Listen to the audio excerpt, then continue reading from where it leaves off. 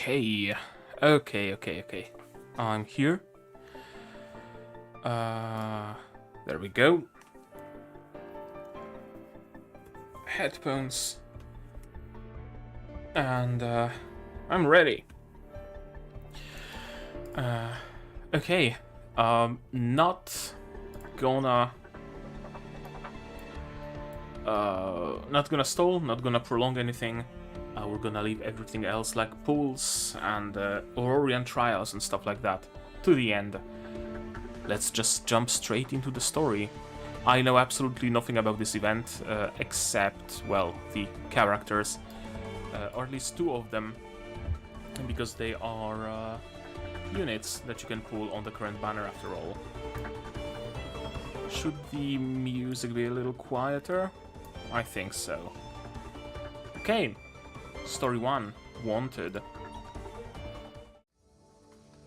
NGS, it is so wonderful to have you here for the completion ceremony of the Umbreton orphanage. It's been a while, Bethel. Wouldn't miss it for the world, even without an invitation from the Shadow Lord. After all, we're old friends. To be honest, I was stunned by how fancy the invitation was. Of course, we can't skip protocol just because we're good friends. Not to mention, many nobles from Lumopolis are also attending, and you know how much etiquette means to them. They would have raised a ruckus if they found out you never got an invitation from the Shadow Lord. Never underestimate the power of gossip. That's so true. There's rumor going around that I'm a monster with multiple heads, claws and fangs. I mean, how could that even be possible? That's practically slander, NGS. Haven't you considered legal options? Well, I just admonished those guys a bit, and that was it. No way. You let them off the hook too easily. You have to punish them, or such lies will only further damage your reputation. Not everyone values getting to know someone through direct contact over gossip. You're right. By the way, where are Vice and Carleen? Are they not with you? They're... Oh, wrong voice. By the way, where are Vice and Carleen? Are they not with you? They're too busy with their own things to be here today. They did ask me to apologize on their behalf. It's okay, it happens. I'm just happy you made it. I'm curious though, why invite me? I've nothing to do with the orphanage in Umbreton. Isn't it awkward for me to attend the ceremony? Don't worry about it. We send invitations to many luminaries and we welcome all who are willing to come. The ceremony is not simply a way to show gratitude to those who helped us, but it's also so we can promote the facility to the community and secure additional funding. Having the foresight to plan ahead like that sounds just like you, Bethel. The ceremony is a very important event, so to make sure it goes without a hitch, we're having a rehearsal today. Would you like to join and familiarize yourself with the process? Sure, no problem. Follow me then. And who is he? Security's in place, Miss Bethel. Well done, thank you. Let me introduce you, NGS. This is Zenas, in charge of security for the rehearsal and also the captain of the security squad.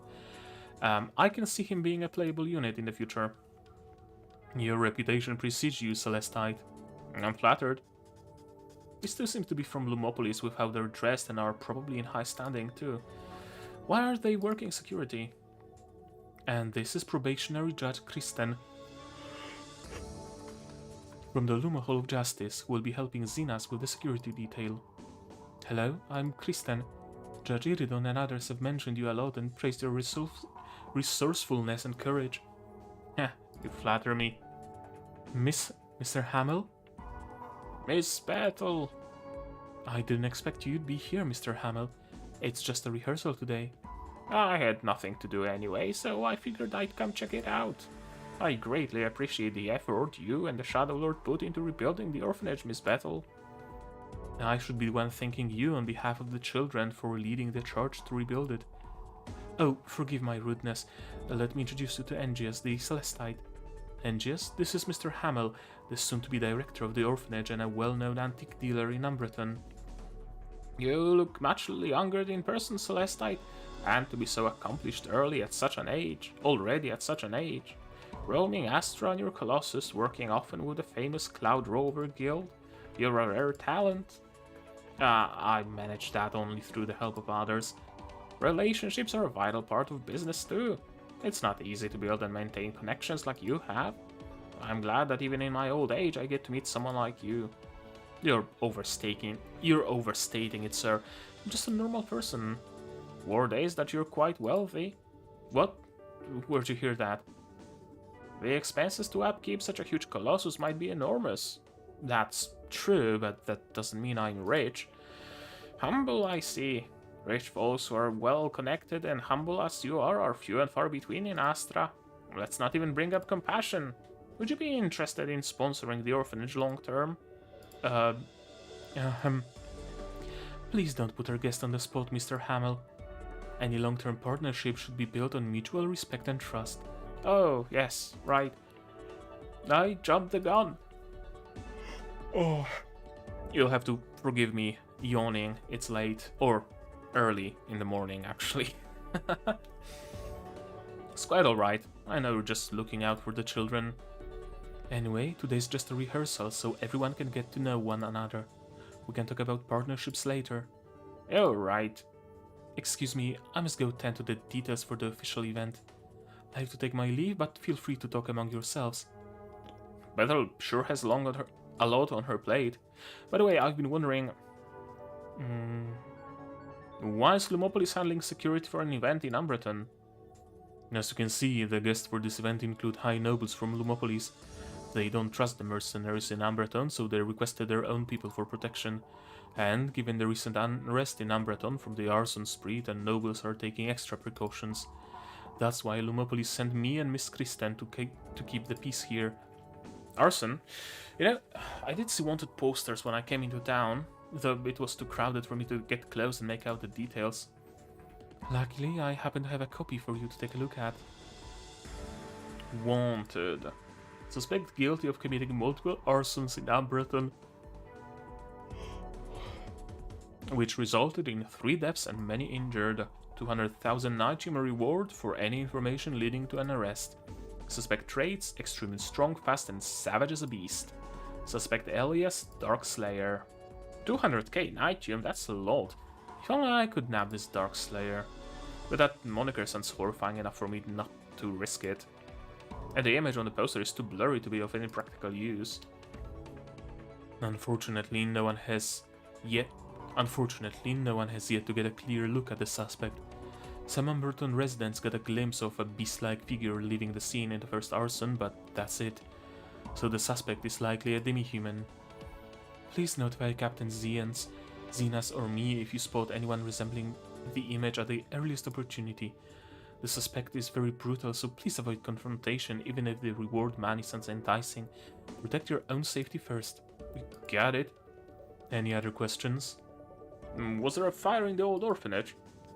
It was accidentally set ablaze years ago, burning the building to the ground. Fortunately, no child was hurt. Thankfully, the kind Shadow Lord opened up one of his houses and let the poor children live there. And they've been there all these years. But it's not a long-term solution, not to mention many homeless kids are still wandering the streets. I made some money dealing in antiques in recent years, so it's my hope to rebuild the orphanage and give them a home. Despite losing their parents, they can still grow up in the company of peers and kind-hearted people. You're very admirable, Mr. Hamill. Too admirable, almost. And also Hamelin, right? The musician of Hamelin, the guy who played the flute and led rats. I wonder if he's going to use orphans for some nefarious purposes. Probably. Also, I wonder what's the building in the back, because it looks like a photo with some filters. That is incredibly noble of you, Mr. Hamill. Nah, I'm just trying to do what little I can for the kids. Let's hope the new facility will stay safe and sound. Any other questions? Nope, nothing else. It's getting late, sir. We must start making our rounds. Pardon me for keeping you from your job. You're fine. Ensuring the safety of the guest is a part of our duty. Mr. Zenas, you dropped something. Such a delicate pendant, and there's this cute pony on it too. Here we go. Thanks. It's getting late, my lady. We should begin our rounds. Yes, sir. Boom. And here's arson. What's happening? Fire! Fire! How did fire just come out of nowhere? It's the Dark Slayer's handiwork, if you ask me. The barbaric Dark Slayer is here? Don't panic. Looks like the fire started at the orphanage. Let's go take a look, miss. Yes, sir. And here's Hattie. With a pony on her belt. And one. Fire. Yes! Yes! Ha ha ha! Yes! Yes, yes, yes. Not Eclipsites. Not Eclipsites. Fuck yes. Not Eclipsites. Hell yeah. Hell yeah. A fire has broken out. At the inauguration ceremony, you rush into the fire to rescue a trapped little girl. At this moment, Dark Slayer appears in front of you. Thunder Team.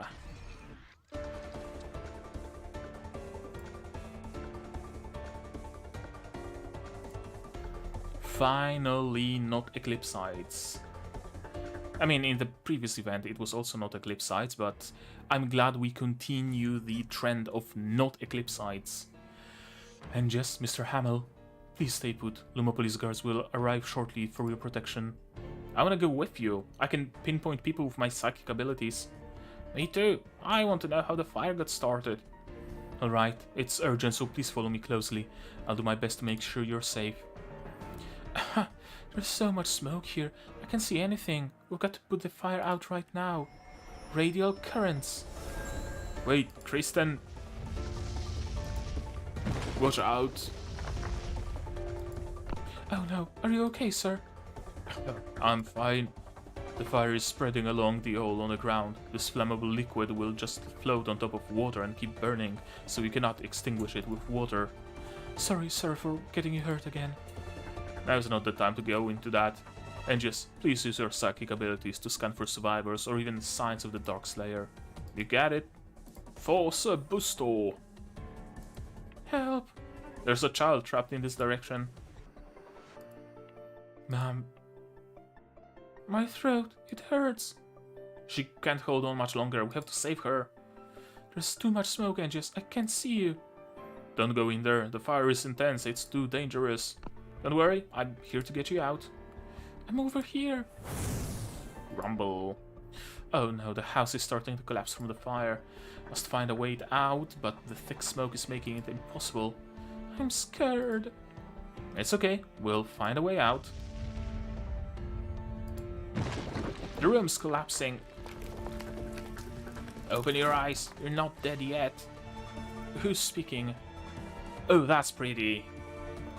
Since you're still alive, get up and go.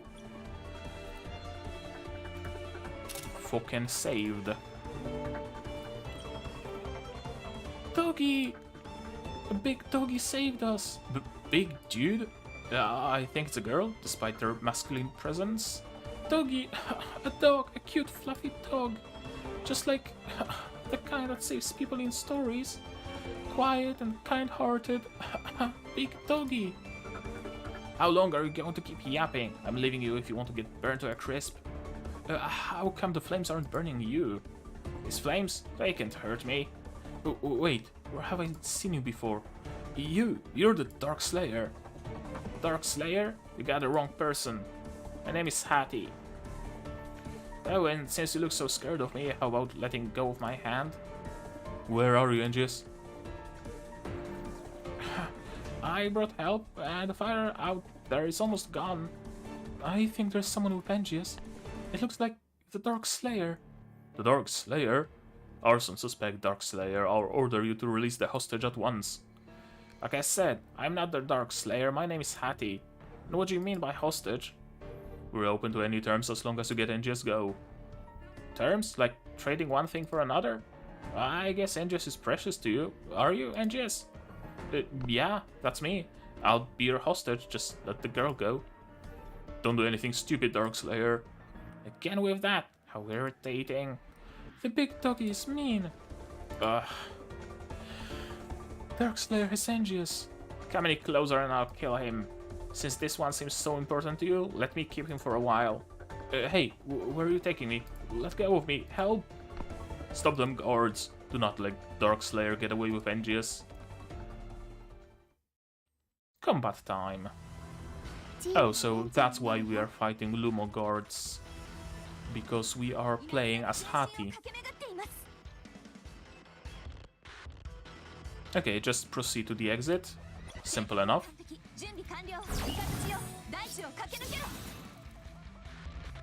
Actually, perhaps even too simple.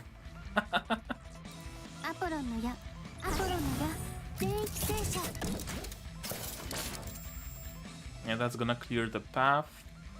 And that's gonna clear it even further.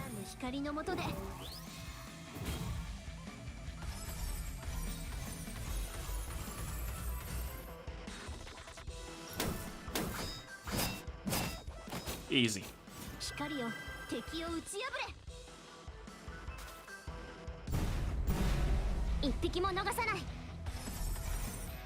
Exit complete. Second round. Indeed. Ooh, there's more of them.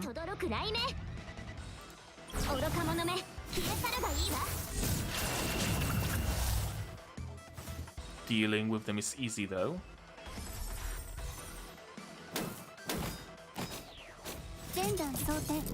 I mean, it's just the first combat stage of the event, so no wonder it's easy.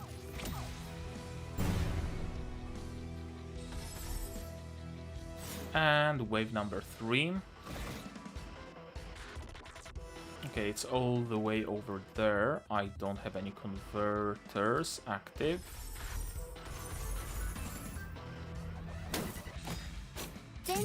I'm gonna get some conversion this round, I think.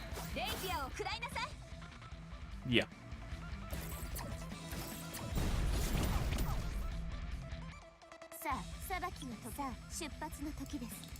Let's clear out the mobs.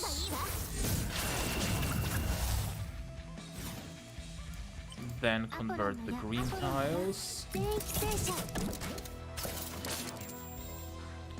And I think a couple of prism tiles should do the trick.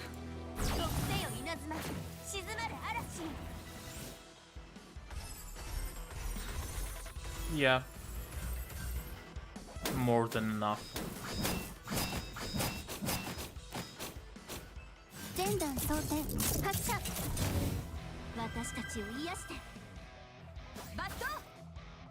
Mission complete.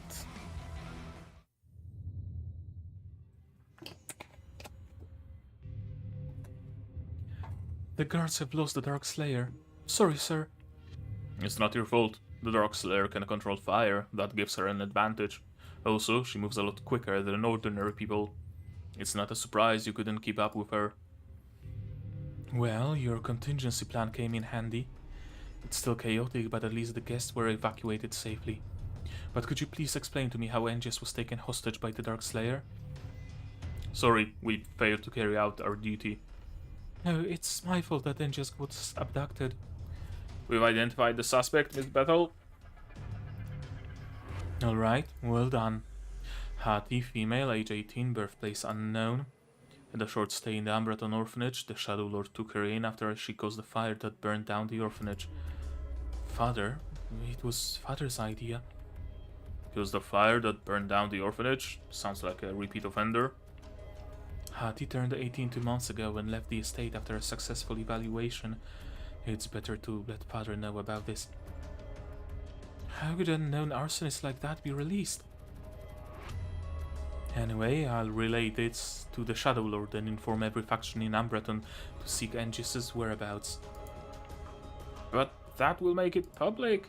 I'm concerned about the backlash on the orphanage when word gets out that a VIP was kidnapped during the rehearsal. But we don't even know if Angius is alive right now. Miss Bethel, Mr. Hamill, if you're willing to trust me, please keep Angius's abduction under wraps for now. If we publicize it, the Dark Slayer might threaten Angius's life. I'll locate the Dark Slayer and free Angius as soon as possible. Please forgive me for not having confidence in you. If you cannot trust our abilities, I am willing to vouch for my instructor, Knight Zenas, on the Ivan name. You don't have to do this, my lady. Please give us another chance to make up for our mistake, Miss Bethel. I've heard stories about you. Very impressive to climb your way up from a down and out noble family to where you are now. Alright, given the events are behind you, I'll trust you for the time being. But be aware that the Shadow Lord will hear about this eventually. You have 3 days. I want Engius at the ceremony unscathed 3 days later. If you cannot do that, I'll handle it the Umbreton way. My gratitude. Mine as well. Okay, that's how we'll deal with Engius' abduction for now. In the meantime, we'll need your help to calm the guests down, Mr. Hamill. Of course, of course. This way, Mr. Hamill. Please let me help you track the Darkslayer, sir. I've spent a lot of effort learning Luminatics and combat skills over the years, just so I could protect you one day. Please give me a chance. No. Do you not trust me because of what happened in that fire? It's all my fault, and you had to save me from another fire. Why do I always put you in predicaments? Stop blaming yourself, my lady. I will always rescue you from the flames, in the past, present, and future. So why? You're capable of discerning vital clues from crime reports and associated documents. So compared to chasing the culprit out in the field, I think investigating the crime scene and probing documents are better suited for you. I would rather not see you forcing yourself to do something you're not good at. I'd call it something I don't often do rather than something I'm not good at. My lady? Nothing. So please, stay behind and examine the arson site. I'm sure you'll find valuable leads. Okay, got it. I'll leave no stone unturned. Father, that's what happened. What should we do next? Not a thing right now. But what about Engius? Not to worry, someone will keep tabs on Engius. Yes, my lord. ねじ締めくらいに楽勝だったね。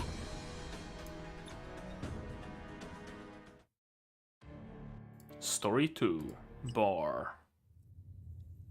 Firefly Bar in Amberton. You're back! Where has Darkslayer taken me? I thought you went to the rehearsal today, and was with the stray cat you brought back. Seems I'm in a bar. I should probably pretend I'm still out and listen to what they say. It's the cocklebur that sticks to you. Haha, you mean the seed with sharp prickles that get on your clothes like the thistles? Yeah, Mom used to bring them into the house unintentionally, and I always picks them off her. Oh, did you get the thing? No, the cocklebur held me up, and the more people showed up, so I couldn't make a move. The cocklebur seems to be a very important figure. They were concerned. Hey, isn't this the Celestite? What's that? You know about Celestite? Oh, that's right, I forgot you've only been out in the world for 2 months. Do Celestites like to pretend they're asleep? What? She knows I'm eavesdropping? I know. No tabloids in Amberton mentioned that. Hey, get up. She's shaking me with enough strength to break my bones. I have to pretend I just woke up. Where am I? Why do you fake like you just woke up? You were peeking around the bar when we came in. What you talking about? I obviously just regained my senses. Good person wouldn't lie. Alright, let's not frighten Engius. How do you know my name? You're popular throughout the land. It's not unusual to know who you are. Well, that's true. Don't be nervous. We have no bad intentions. I'm Grim, the barkeep of this Firefly bar. She's Hattie, currently working for the bar. As for what I am to her, you can call me her guardian. She's been in my care ever since she left the Shadow Lord. Don't be fooled by her appearance. She may look 20-something, but is actually just 18. And she's only been out in the real world for 2 months, so her mind is closer to a 7 or 8-year-old. I'm not sure why Hattie brought you back, but believe me, she's a good kid. You think kidnapping someone is good? She's just blunt and straightforward, but means no harm. Although she's to blame for this, so I'll make her apologize to you. Now, why should I apologize to that person? They all treated me like the bad guy and kept calling me the Darkslayer. Despite what was said to you, you're wrong to kidnap anybody. You have to apologize when you do something wrong. Sorry. But I didn't expect someone so fierce would listen to Grim. Sorry, Engius. That sounded sincere, and she actually didn't do me any harm. Sure, given how sincere you are, I forgive you. Then you two shake hands and we start on a clean slate. You two act like You two act alike when you're at odds. Don't lump me in with her.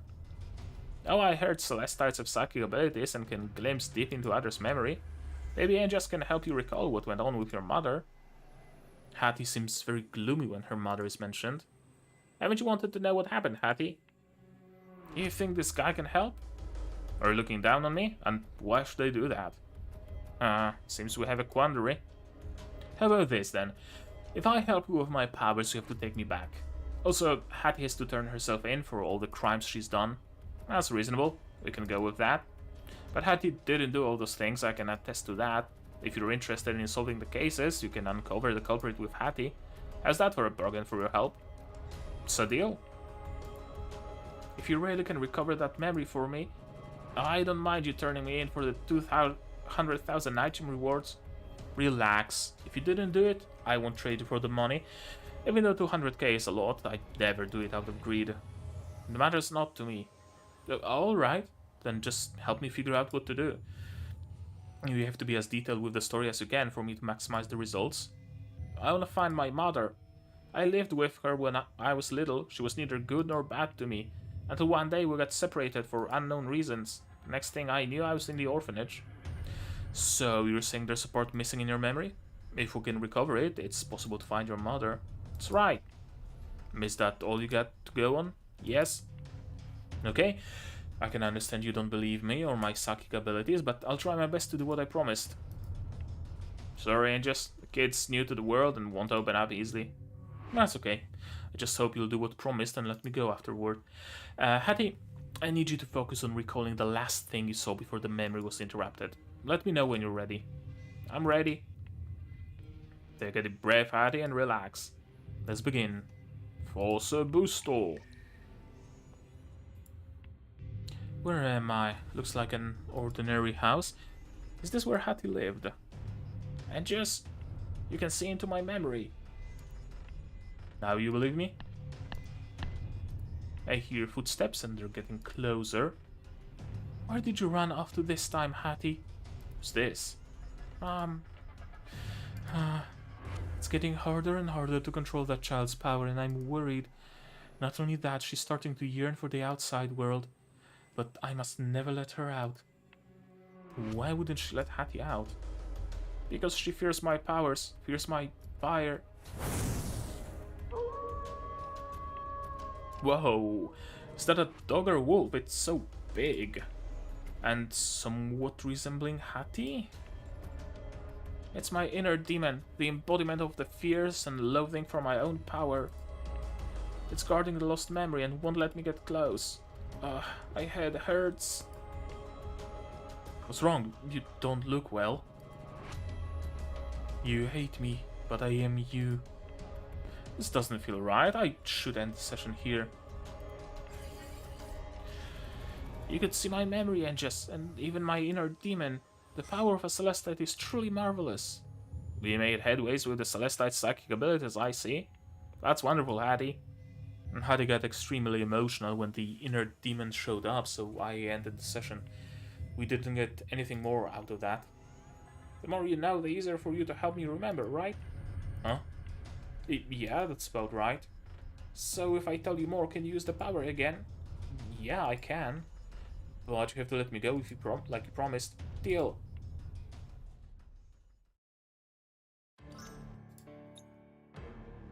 And to investigate. That's gonna be a forest team, I think.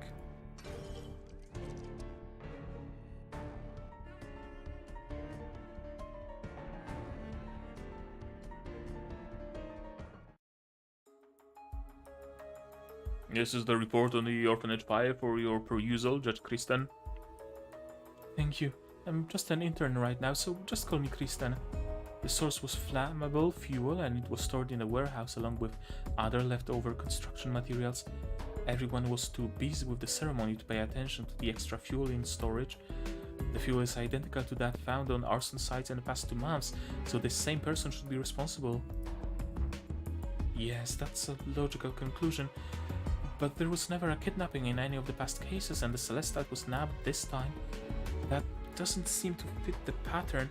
And what's the suspect's motive? According to eyewitness accounts, the suspect is a demi-human Aurorian named Hattie. Hattie has been living in the Shadow Lord's mansion until 2 months ago. This is her file. Huh. According to eyewitnesses, Hattie released massive lumina flame on the night of the orphanage fire and caused a huge blaze. All current clues point to the demi-human named Hattie, and all the arsons happened to occur after she left the Shadow Lord's mansion. However, what would be her motive? Oh, and the little girl we just rescued. We put her in the orphanage dormitory under the caretaker's watch. Let me go ask her what happened. Hello, I'm Kristen, a probationary judge from Lumopolis. I would like to ask this child about the fire. A noble lady from Lumopolis, I see. I cannot decline your request, but note that the child finally calmed down only a moment ago. You should make it fast, for I must ask you to leave if the child throws another tantrum. Thanks for the thought. I will get it over with as quickly as possible. Hello, little one. Hey, you're the lady from before. Are the big doggy and the gentle guy who saved me here too? Oh, they're not here. Do you know both of them? No, but the gentle one protected me in the fire, so he's a good person. And when a beam fell, the big doggy appeared and saved us. Hattie saved them? Can you tell me why you were there? Sob. What's going on? Would you like candy, little one? Yes! So, I was playing hide and seek and hid inside that house. There were a lot of kegs inside and a weird little box. Weird little box. I nudged it accidentally onto the ground and it started burning. I tried to run out, but there was fire all around. It was scary. I didn't mean to burn the house down. Wah! Fire was so scary. Alright, you made her cry again. Time's up, you have to leave now. Sorry. Now, little one, don't go somewhere unfamiliar next time. I got it. Firefly Bar in Umberton. Nope, still can't remember. Even with all the detail, your power still can't recover the lost memory for me? I'm sorry that I couldn't help. It's very nice of you to not blame her for kidnapping you and even try to help her with her psychic abilities. There has to be another way. The pendant, yes, the pendant. The pendant? I kidnapped him to trade with the masked man for the pendant. That pendant is very meaningful to me, just like you are very meaningful to that masked man. It's a fair trade. Trade me for a pendant? How rude of you to propose that. No social knowledge whatsoever. It was bland, but I didn't see anything wrong with what she said. I can go back and Hattie gets what she wants by consummating trade. Is that reasonable? That does make sense. Wait a minute. Didn't you promise to let me go if I helped? Why am I bargaining cheap now? You're welching. But Hattie didn't get her memory back. The people in Umberton are all devious, I see. Doesn't feel good to be treated as a chip, though I'm not hurt otherwise. Maybe I can sneak out when they aren't looking, find Bethel and let her know that we just need to figure out how to make a deal with the masked man. There are wanted posters of you all over the town, Hattie. If you show yourself, you'll be arrested before making it to the negotiation table. Let's do this. You write message, Hattie, and I'll deliver it to the man. Ask him to come alone somewhere outside Umberton. Okay. Watch the guy closely, Grim, so there's no escape. Try to run, knock the light out, just like how I dragged the body in. What? Want something to drink? You can go back once the deal's done. Then you won't get a chance to enjoy a round. What's the story with that pendant? Why does Hattie want it so badly? Well, I can tell you the story now that Hattie isn't around. I remember one day, Hattie ran back and told me she saw her mother's pendant on a masked man. Masked man? That must be Captain Zenas? He's the only one wearing a mask. She approached him before, but he seemed very surprised to see her and unwilling to give up the pendant for anything. So she's been plotting to get the pendant from him since then. That constitutes a crime. Why is Hattie so certain Zenas' pendant is the one she's looking for? She said it gave her a headache the first time she spotted the pendant on Zenas. She said she remembered very clearly that the pattern matched the one on her mother's exactly. She also said getting that pendant will let her recover even more lost memories. You mean the little pony pattern? I heard every noble family in Lumopolis has their own crest, so do Zenas and Hattie's mother come from the same bloodline? That I don't know. The message is ready. Right on time. Come in. Boss? It's alright. Hattie and Angus are cool. Nothing with the Ambreton faction so far. The knight from Lumopolis is on the way to the bar with people right now. They should be here any time. Is that so? Perfect timing. Good job, here's your pay. Thanks, boss. I'll be leaving now. That kid is Grimm's informant? Who's Grimm, really? I mean, Grimm, it's kinda on the nose.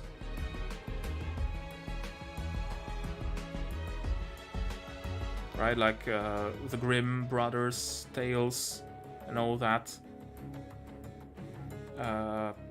Just a second.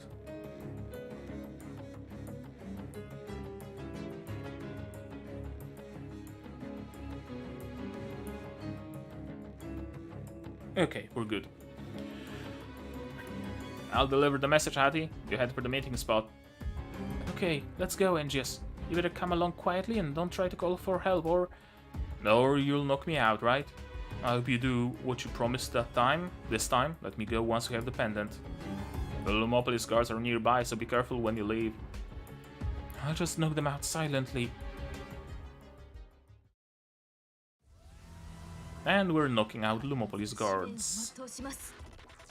Makes sense.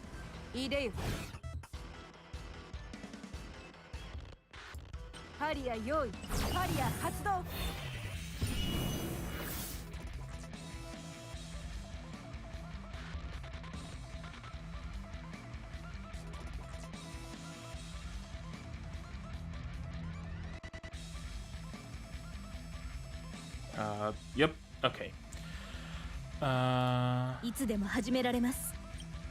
That's not really necessary, but sure.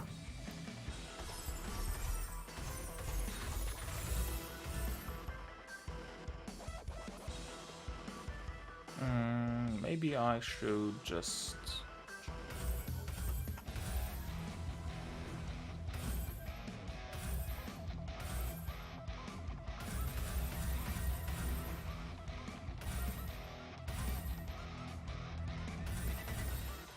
Yeah, that should do the trick and get rid of all of them.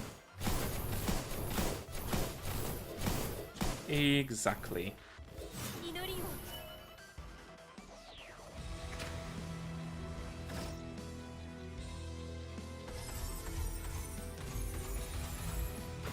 Another easy round, it seems.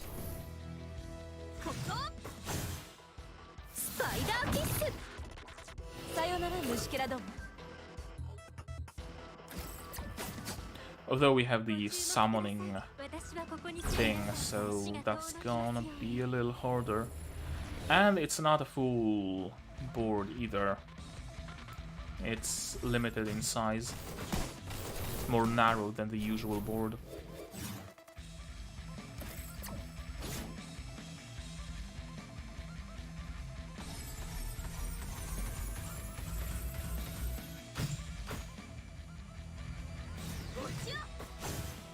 Yeah, I need to get rid of the spawner, because there's gonna be no end to the enemies.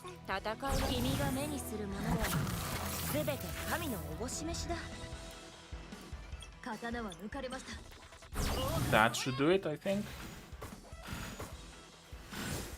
Yep, exactly. And now, do we go for an overkill? Why not? Ain't no kill like overkill, as they say. And I'm inclined to agree.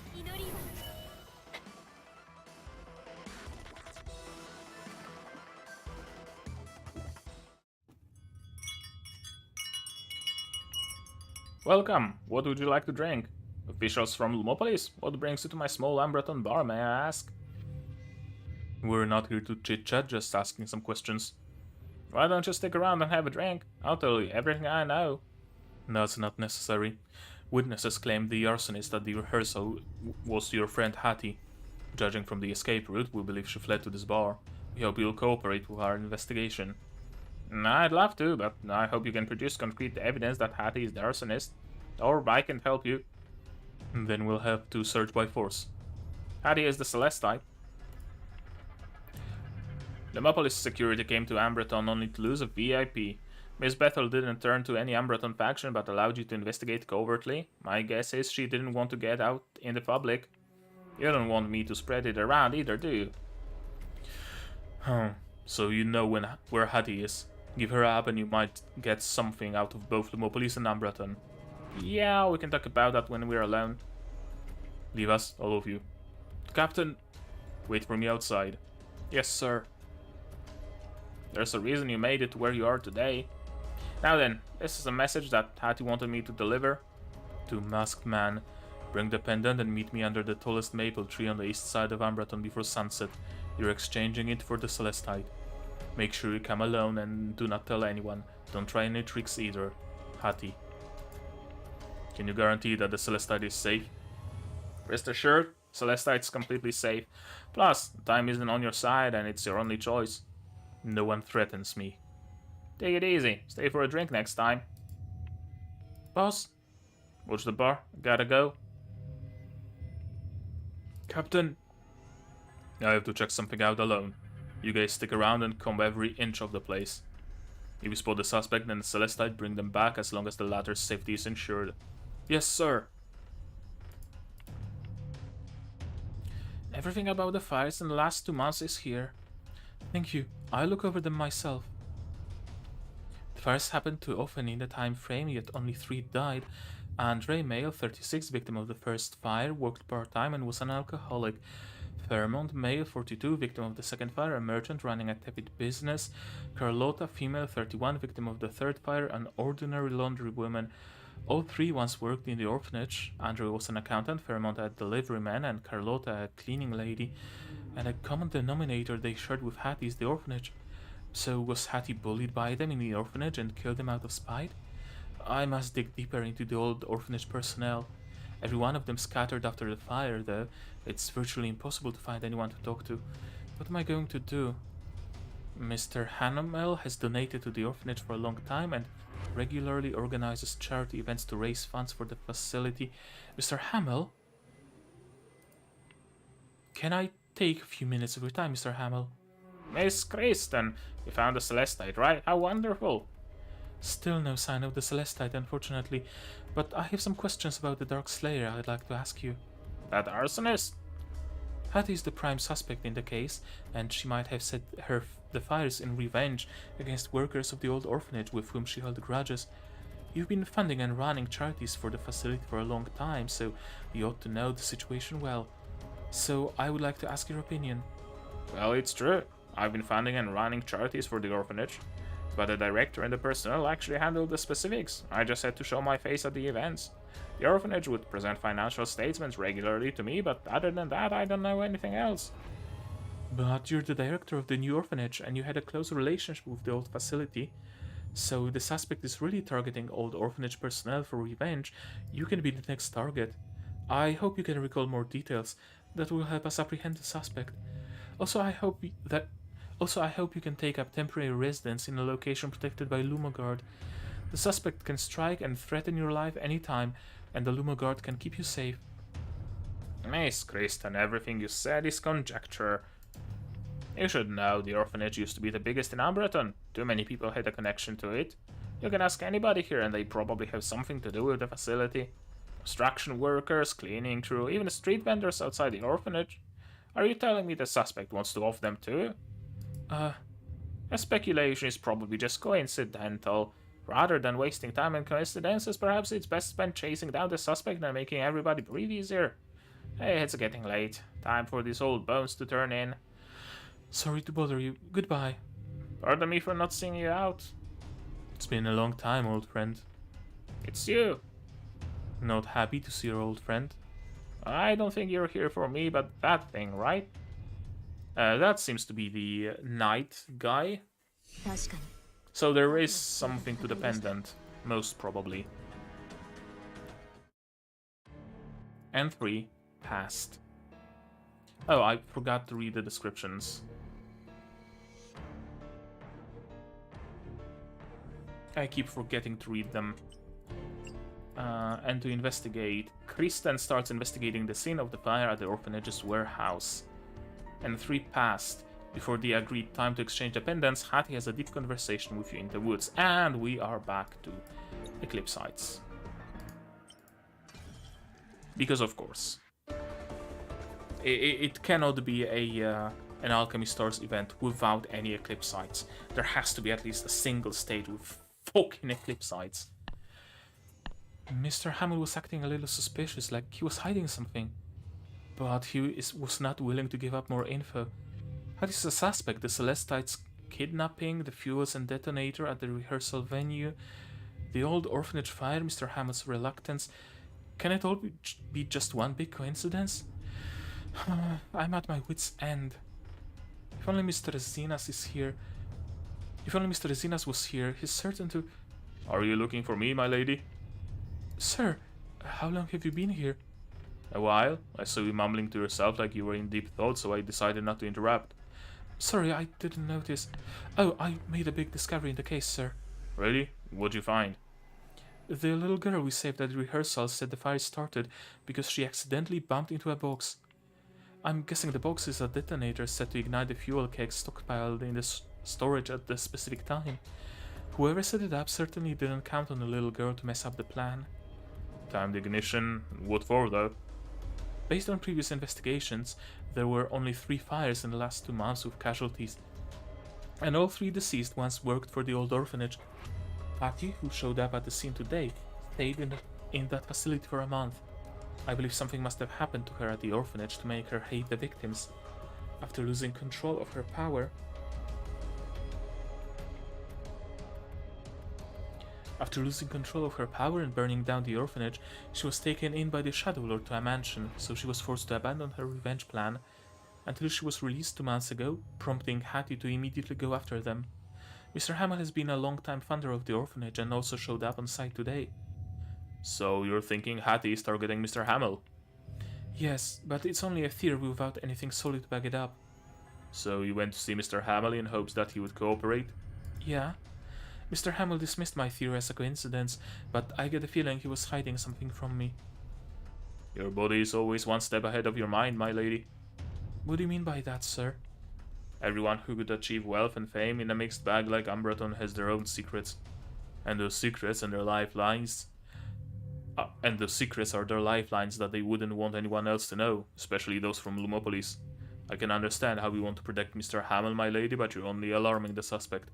Mr. Hamill would never cooperate or accept your protection, and the suspect will likely notice what you have done and burrow deeper into hiding. It's a lack of foresight on my part. Sorry, sir.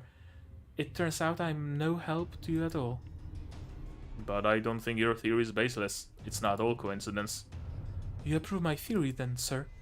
Of course. Having witnessed your development over all these years, I know better than anyone what you're capable of.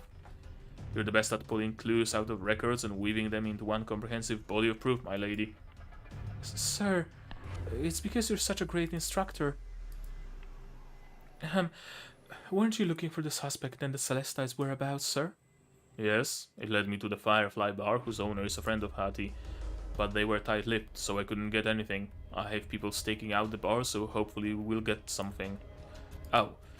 What's wrong, sir? Is the burn hurting you? It's all my fault that you were hurt. I'm okay. The minor wound isn't going to bother me. Since you believe Mr. Hamill is Hattie's next target, I must return and make plans. We're running out of time. Please stop overexerting yourself, sir. When we met the first time, you charged into a fire to save me despite your injuries, and today you shielded me when I rushed recklessly into the fire. It's time I do something for you. My lady... Please stop calling me that. I don't want to keep being a flower pampered by you, sir. I want to be a judge who brings justice to Lumopolis, and someone who's as dependable as you, sir. I know I still have a long way to go, but I won't go anywhere if I don't take the first step. Even if it's just a small step, I must still take it. So please allow me to ensure Mr. Hamill's safety. Huh, my lady? I mean, Kristen. That's a touching sentiment, and I am deeply moved by the determination. Wait, why is he leaning closer? I can feel his breath. His hair is making my face itch. And I can also feel fully the affection you hold toward me. Affection? What's he talking about? No, don't tell me. Kristen, Sir, I should be on my way to Mr. Hamill's. I'll strive to fulfill this mission. I believe with your intelligence and courage you'll meet the challenge with flying colors. Thank you, sir. I shall not let you down and complete the mission. That's the tallest maple tree in the woods. Are we there now? The trails are bumpy in the woods, so watch out. Ouch. Or you'll trip. That hurts. Sit down. It's not serious. I'll be fine. Sit down, you. How intimidating. I can't fight it at all. Alright, I'll just sit for a while. Roll up your pant leg. What for? I'll make it hurt less. Well, it isn't hurting that badly. Well, you don't have to roll it up for me. I can do it myself. Is this good enough? Yeah, should be here. Does this hurt when I press it? It's okay, but your hand is hot, even though it's pretty chilly in the woods. My body runs warmer than the average Aurorian. Come closer if you're feeling cold. Hattie might seem unapproachable, but her fluffy ears would perk up when she crouches. And she's actually pretty nice, reminding me to be careful when walking here and massaging my sprained ankle. What's wrong? Nothing. Not a thing.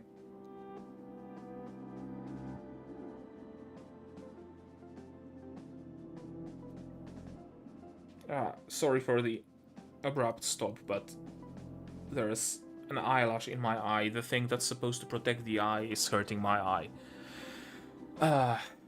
Still got time. Why don't we take a break here? Okay. This is awkward. I should say something. Can you tell me about your mother? I didn't mean anything ill by that.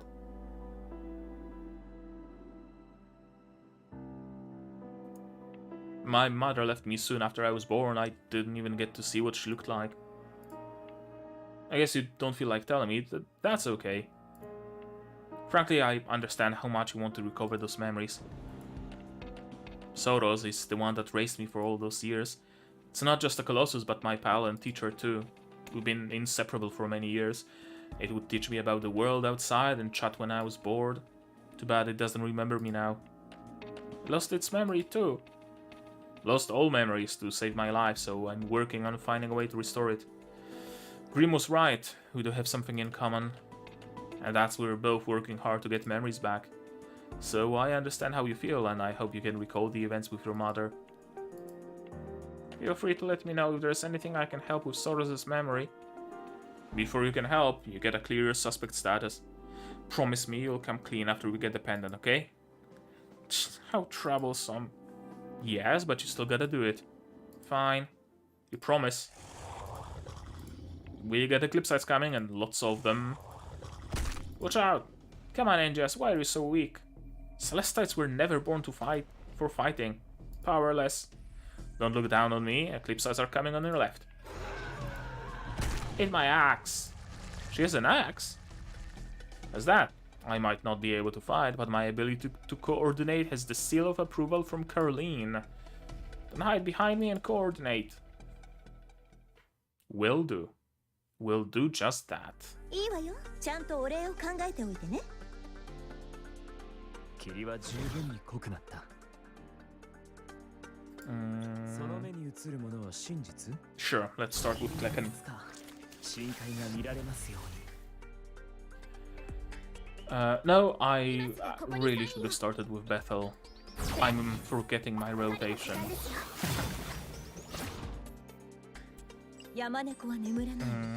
Sure, Azure. Shoot your shot. And I think starting from here might be a good idea, actually.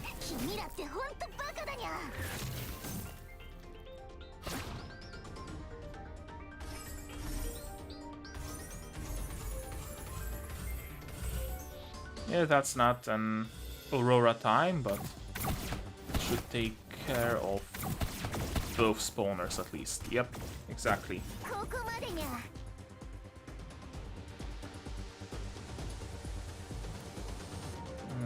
Might as well just transform the style.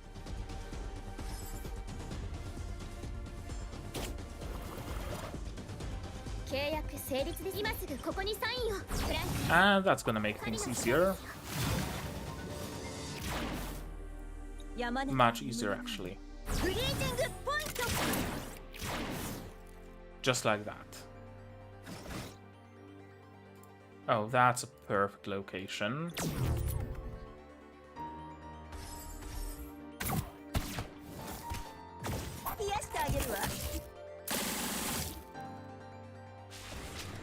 Spawners are gonna be a problem as always. Oh, you can phase through me. Well, that's not fun. And Klecken didn't really help much.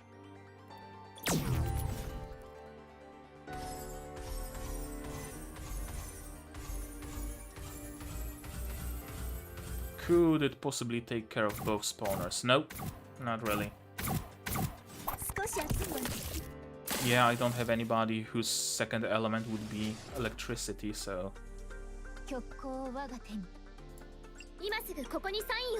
Bethel...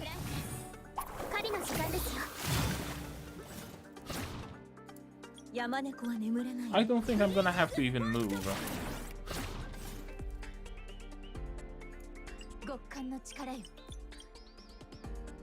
Well, I'm gonna have to move to kill the last one. But besides that, no movement necessary. Just like that.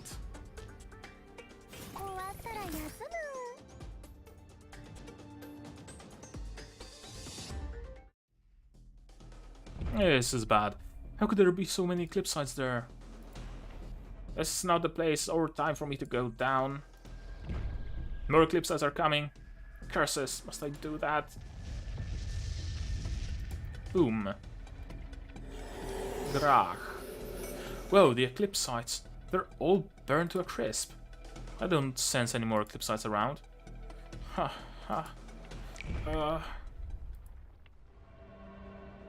You used the power. Sick. You have turned into what you hated. This is how Mother left us. Shut up! I said shut your mouth! What's wrong, Hattie? Hattie's rolling on the ground in agony with her eyes closed. You say shut up! Mom, I'm not a naughty kid, I'm not... Mom, is she immersed in past memories? This isn't going to be good. I have to use my psychic ability to free her. Sorry, Hattie, but I don't mean to pry into your mind. False boosto. Where am I? Mom, you got Cocklebur on you. Let me get them off. Thank you, Hattie. You're such a good girl. Haha. It's not often you take me out to play, Mom. Young Hattie and her mother too. Sorry, Hattie. Why you're apologizing, Mom? You didn't do anything wrong. Well, it's my fault. No, you didn't do anything wrong. You should be playing outside like any other kids, but... Am I right in doing this, Fenrir? Are you crying because of me, Mom? Then I won't come outside anymore. It's okay. I'm fine. Come, let's play. I'll close my eyes, count to 3 and come to find you. Okay. 3. Grach. Something black is approaching, Mom. 2. The black thing looks like it's going to hurt her. 1. Hattie? Mom, this critter is very bad. I will burn it into a fireball. Why you... Didn't I tell you not to use fire? Why don't you listen? But Mom... Go home with me now. Why? Does Mom hate me when I play with fire? Mom doesn't like Hattie, doesn't like fire. Hattie's a naughty kid. Naughty kid. Hattie is a naughty kid? No, Hattie is not a naughty kid. Using power Mom didn't approve to save loved ones. That doesn't mean Hattie is a naughty kid. Hattie is not a naughty kid? Your mom must have had an unspoken reason to be mean to Hattie. And the young you looked super cool using fire to protect your mom. Just like the cool Hattie who used fire to protect me. Hattie is a great, awesome kid. Hattie is an awesome kid? That's right, Hattie is an awesome kid. Now be calm and wake up slowly. Jess, that's me. Feeling okay, right? Yeah. Sorry to make trouble for you. No, I should be apologizing. I slipped into your memory without your permission. Hope you're not mad at me for that. If it wasn't for you, I probably would have gone insane. So thank you. Okay? I'm not used to getting this demure all of a sudden. It's almost time. We have to get to that tree. If you still need more time to recover memories for you after all this is over, just come see me at the Colossus. Sure. Also, remember that you promised to explain everything and clear yourself.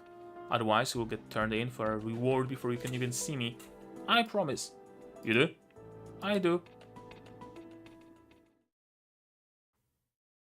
それでお礼は考えてくれた？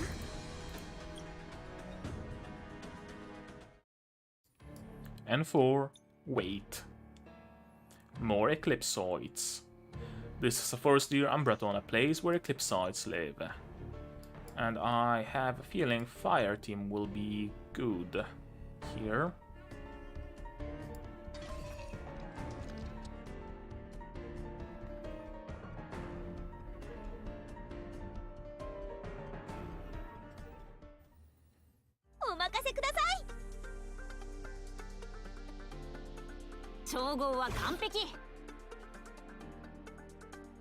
And not even any story, just straight into combat, huh? Oh yeah, that's gonna be easy. Oh Barbara.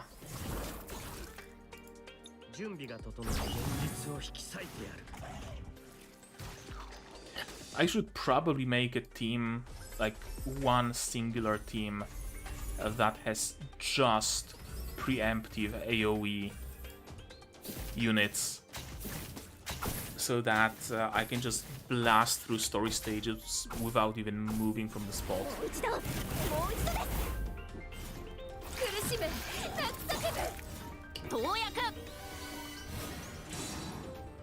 Well, story stages, I say. Event stages, I mean. Story stages tend to be actually fair bit challenging, at least later on. Not quite as challenging as Revived Witch, far from it, but still not a walk in the park.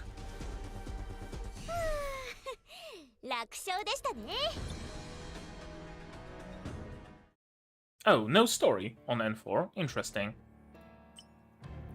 We're getting a full story here though. ST3 scars. A squad of Lumopolis guards arrived at the orphanage this morning, but Mr. Hamill didn't send them away. And he even led them out of Umbraton and into the forest. Now both the Caelestite and Hattie are here, and the two sides clash. These guards aren't fighting in Lumopolis style, yet they wore Lumoguard uniforms. What's going on here? It's futile to stop them right now, so I should just watch from here for the time being. Even that couldn't kill you? Mr. Hamill, what are you saying, and what are you doing here? Where's Mr. Zenas? Didn't the message make it to him?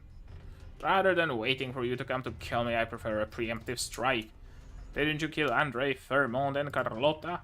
You hold a grudge for what happened to us in the orphanage, and want revenge against us? You wanted to kill us both in one swoop at the rehearsal, right? Too bad that plan failed.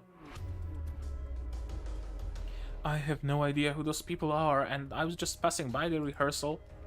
Quit playing dumb, you're like nothing. You'd like nothing more than for me, and look out! Mr. Hamill is down. Did Hattie kill him? Hang in there, Mr. Hamill. He's dead. Hattie? Hattie Kelp, you're a murder suspect. I demand that you come with me to Umbraton for further investigation. Miss Kristen, what are you doing here? I didn't kill him. Of course you would say that. I can attest to Hattie's innocence. Mr. Hamill felt untouched. Why are you harboring a murderer, Angius? She's still holding a lethal weapon in her hand. I'm telling the truth. Since you want to defend yourselves, why don't you come to the Hall of Justice with me? Even though I'm just a probationary judge, I must see that justice is served and no crime goes unpunished. No way, I can't go with you yet. Resisting arrest is only going to make things worse. Yeah, whatever. Please cool it, both of you. Kristen, are you okay? You're late, masked man. Is this Mr. Hamill? Hattie, you killed Mr. Hamill, didn't you? Arrest her at once, Kristen. Wait a minute. Hattie didn't do any of it. You wanna fight? No problem with me. It's dangerous over here, Angius. Over there, Angius. Come here. Take this. You're too slow. My mask. The face. Who is he? Who is he? What's wrong, Hattie? Oh, that's pretty.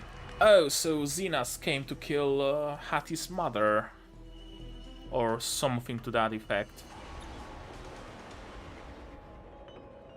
Let me grab a screeny. That day, I saw this face. That day. What happened to me? Mother? Hattie? Hattie? Something's wrong with her, sir. And she went full awoo.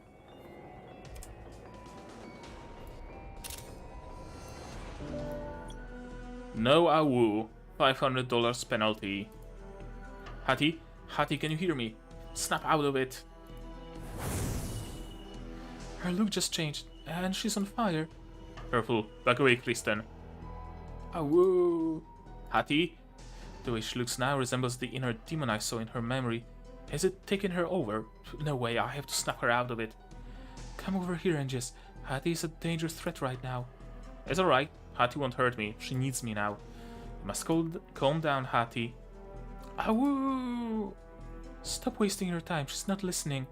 Come over here quickly, Angus. Angus. Angus. Hattie's calling my name. No, I can't just leave her alone. Is there a way for her to hear me? I got it. I can do this. Force boosto. Calm down, Hattie. Angus. I just couldn't control myself. When I saw that man's face, my head started hurting so bad. What am I going to do? Regardless, we gotta get out of here and find a quiet place for you to relax. We go together? Together. Don't let them get away. Oh. Stay put, sir. You're injured. Where's the Celestite? Hattie took him with her. Rats. She got away again. Where's my mask? I'll get it for you. Just stay put. The wound on his face. Oh no, fire! The young miss is still inside. Is someone still in there? Please, sir, I beg you to save Miss Kristen. Mom, Dad, where are you? Miss? Who is this? Finally found you. Don't be scared, I'll get you out of this. Are you okay, my lady? I'm fine, thank you. Oh no, your face is severely injured. It must be treated immediately. Me? No, I'm sorry to frighten the young lady. I'm sorry. You saved me only for me to... It's okay. I'm glad you're alright. May I ask your name? Zenas. Starting today, I'm your home tutor, my lady. That's great, sir. I'm grateful for you accepting a lowly noble like me, as well as recommending me to your father. You're a noble, sir? Yes. See, this is my family crest. What a unique pattern. The house has declined and is not worth mentioning anymore. From then on, he started and tutored me, until he resigned and went to serve Lumopolis in an official capacity. After I graduated from Dawn Academy, I joined the Lumo Hall of Justice and continued following him. Your mask, sir. Phew.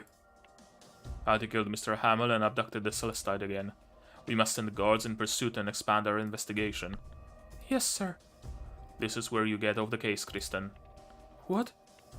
Considering that the case will only get worse, I don't want to put you in even more danger. Also, based on the incident with Hamill, I think you still lack the experience to tangle with the suspect. But no one's more invested in these cases than me except you, sir. Please allow me to keep assisting you. Say no more. I'll handle them myself. Just compile all the findings so far in one file and deliver it to the Hall of Justice. But... Enough. You might be my young lady, but I'm your superior. Please follow my order. Yes. I was probably too harsh with my words, but it was out of concern for your safety. You should go back now. My first time sent to follow the suspect and I messed it all up. Even if he wouldn't let me, I'm going to get to the bottom of this. Not to mention I got my doubts about all these cases. If Hattie meant to set the fire, why did she save Angus and the little girl? Also, why would Angie speak up for Hattie and help her escape when he's the hostage? Before he died, Hamel mentioned that Hattie had another target beside him. Find out who that is, and I'll find Hattie. Mr. Zenas, I'll prove to you this time that I'm no longer a pampered flower. I'll absolutely be an invaluable help through my own abilities. What's your bet that it's Zenas that's responsible? N5, Pendant, and we're fighting Hattie, interesting. Hattie is deeply agitated. The memories of her childhood and her mother flash through her mind like a revolving lantern. Water.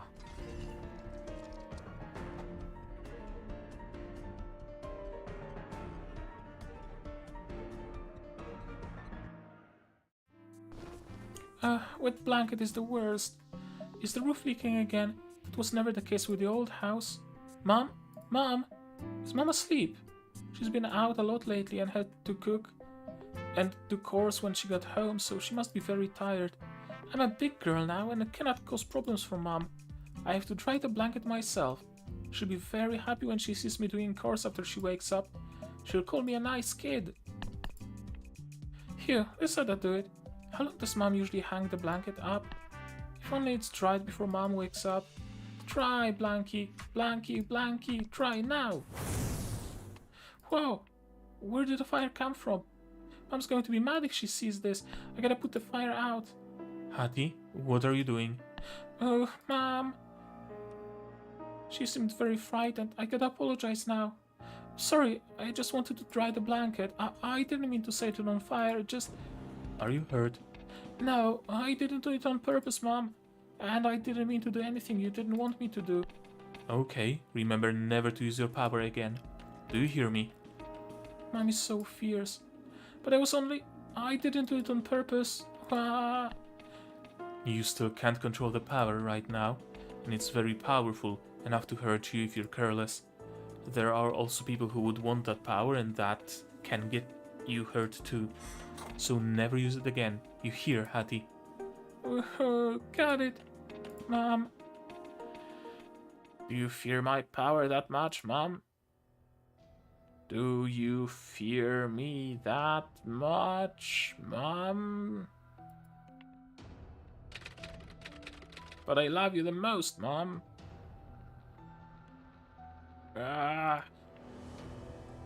Mom doesn't want Hattie anymore, because Hattie didn't listen to her.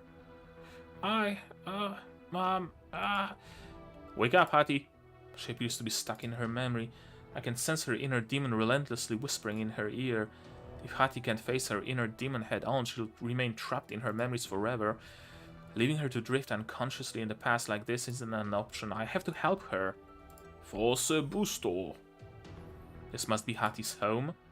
Hattie, what are you doing? Mom! Answer me, what are you doing? I just wanted to see what the children outside are playing. Close the window, right now. But I want to go out and play too. How many times have I told you? Do you need me to repeat it? Why won't you let me go out to play? You always say it's for my own protection, but you never tell me why that is. This new place we've moved to is so run down and cold. It's horrible here. Don't you have those picture books? Go and read by yourself. But I've read all those books so many times already. The children in those books can play together and visit each other.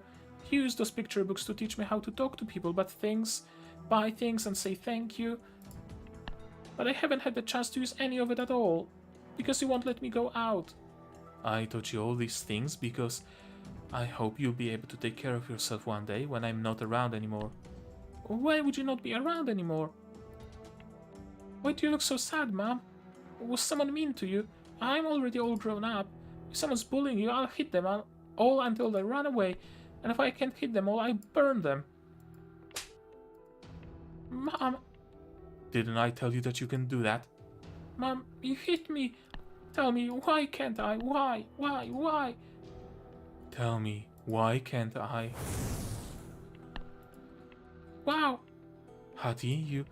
Mom, my body is on fire. Mom has a pendant just like mine. What is this pendant for? This pendant is very important. So take good care of it. Oh, why is it But why is this pendant so important? The pendant? Important pendant on... This part of her memory is so vague. Mom, what are you doing? You look stressed. It's my birthday today. I wanna eat strawberry cake. Hattie, listen to me. Oh, what's that darkest dungeon art style? We darkest dungeon now. It's too late. It's too late for such talk. There's no time. Take this pendant, keep it close and never lose it. Mom, what are you saying? I don't understand.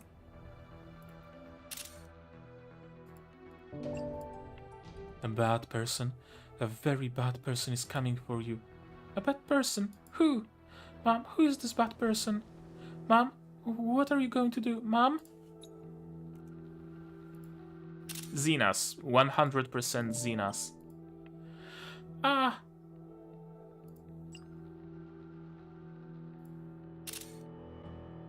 Oh, hid her in the oven? Mom, who's this bad person? Why did the bad person come and do this to us? Does Mom think I'm a bad person? Is that why she set me on fire? Am I right, Mom? I finally understand, Hattie. The bad person Mom was talking about. It's you. I hate this power. This power, it swallows us whole. Us? Hattie? Hattie? Who's that? It's me, Angius. Angius, you want to abandon me too? Angius, your beloved Angius. He'll leave you behind too. Who would like someone who's always setting everything on fire? Someone who can't control their own flames? Someone who always made her mother angry until she finally abandoned her? Hattie. Mom doesn't love me. Nobody will. It's not like that. Every time you use your power, it's for people important to you. To stop the Eclipsites from hurting your mother, trying or killed yourself so that your mother could get more rest. Saving me from a horde of Eclipsites when I was helpless to fight against them. Using your forbidden power for the sake of those you care about. Can't you see, Hattie? You're a very kind and considerate girl. That's what I like about you. And I know your mother must feel the same way. How could your mother not love a child as kind and compassionate as you? Mom loves me. He's lying to you. Everything I said is true. You're the liar. All you have done is tear Hattie down. You're the bad person. Hattie, let's beat this bad person together. Okay, so we're not fighting Hattie per se. We are fighting Hattie's inner demon. Sure, makes sense.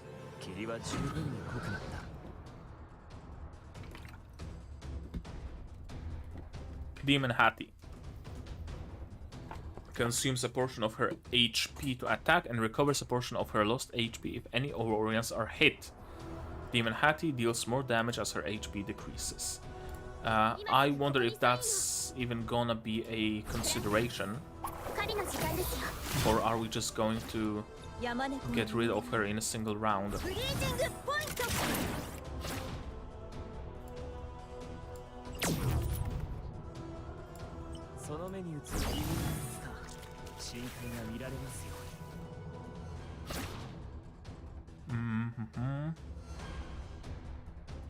How about we start our journey from here? That way we get one more auto attack on Hattie.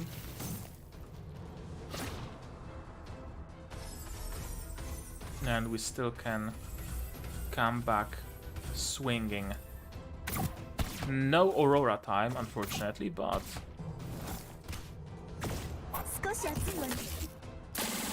yeah, that's a one-round KO.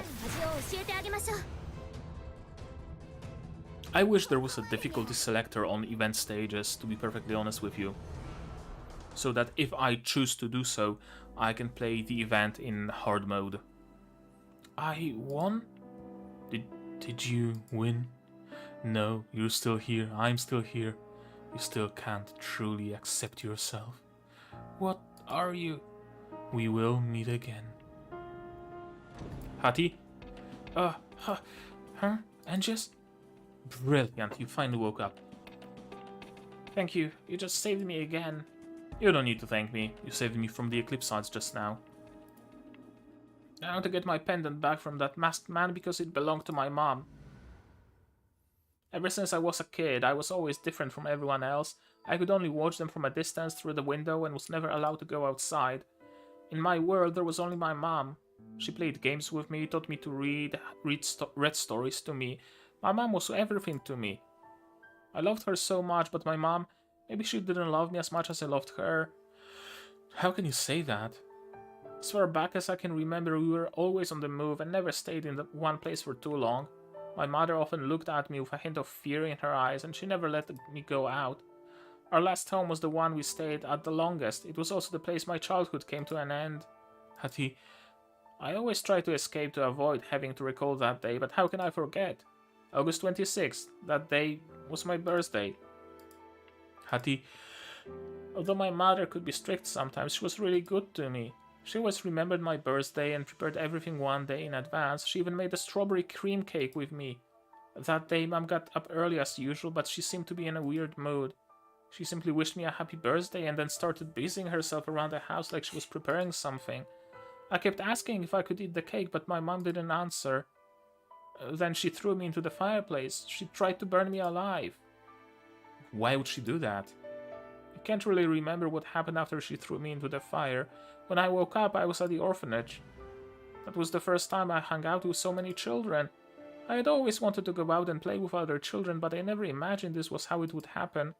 I learned to get along with the other children and grown-ups in the orphanage, but they weren't very friendly.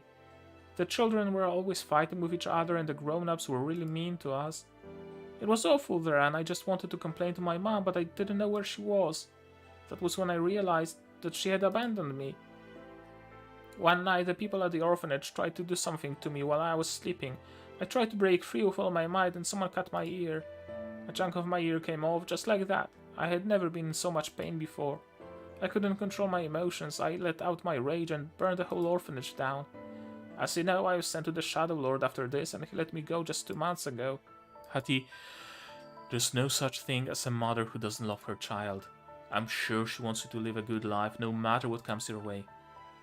You don't need to try making me feel better, Angius. If my mom loved me, why would she have thrown me into that fireplace? I know that's not what you really think deep down in your heart, right, Hattie? Otherwise, why would you try so hard to find that lost memory? You must believe that your mom still loves you somewhere in your heart. When I lost control of myself just now, why didn't you leave me? Why didn't you leave with the others amid all the chaos? Because I thought you might need my help. Apart from Grimm, no one would try so hard to help me. It's only right for friends to support each other. Friends? I don't have any friends. From now on, you can call me your friend. You've been searching for your memories for the entire 2 months since you left the Shadow Lord, but there's still such a huge world out there waiting for you to explore. When you get your memory back, you're welcome to come hang out with me on the Colossus. We can travel around the world and make up for the time you weren't allowed to go out in the past. So, what'd you think? Sure. I have a sneaking suspicion that her mother threw Hattie into the fire because she knew that Hattie won't be harmed by it, and it was a way of hiding her, probably. And 6 Lily.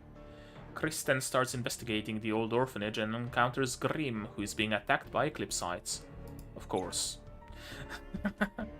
Question is, who is controlling Eclipsites? My bet is on the night guy.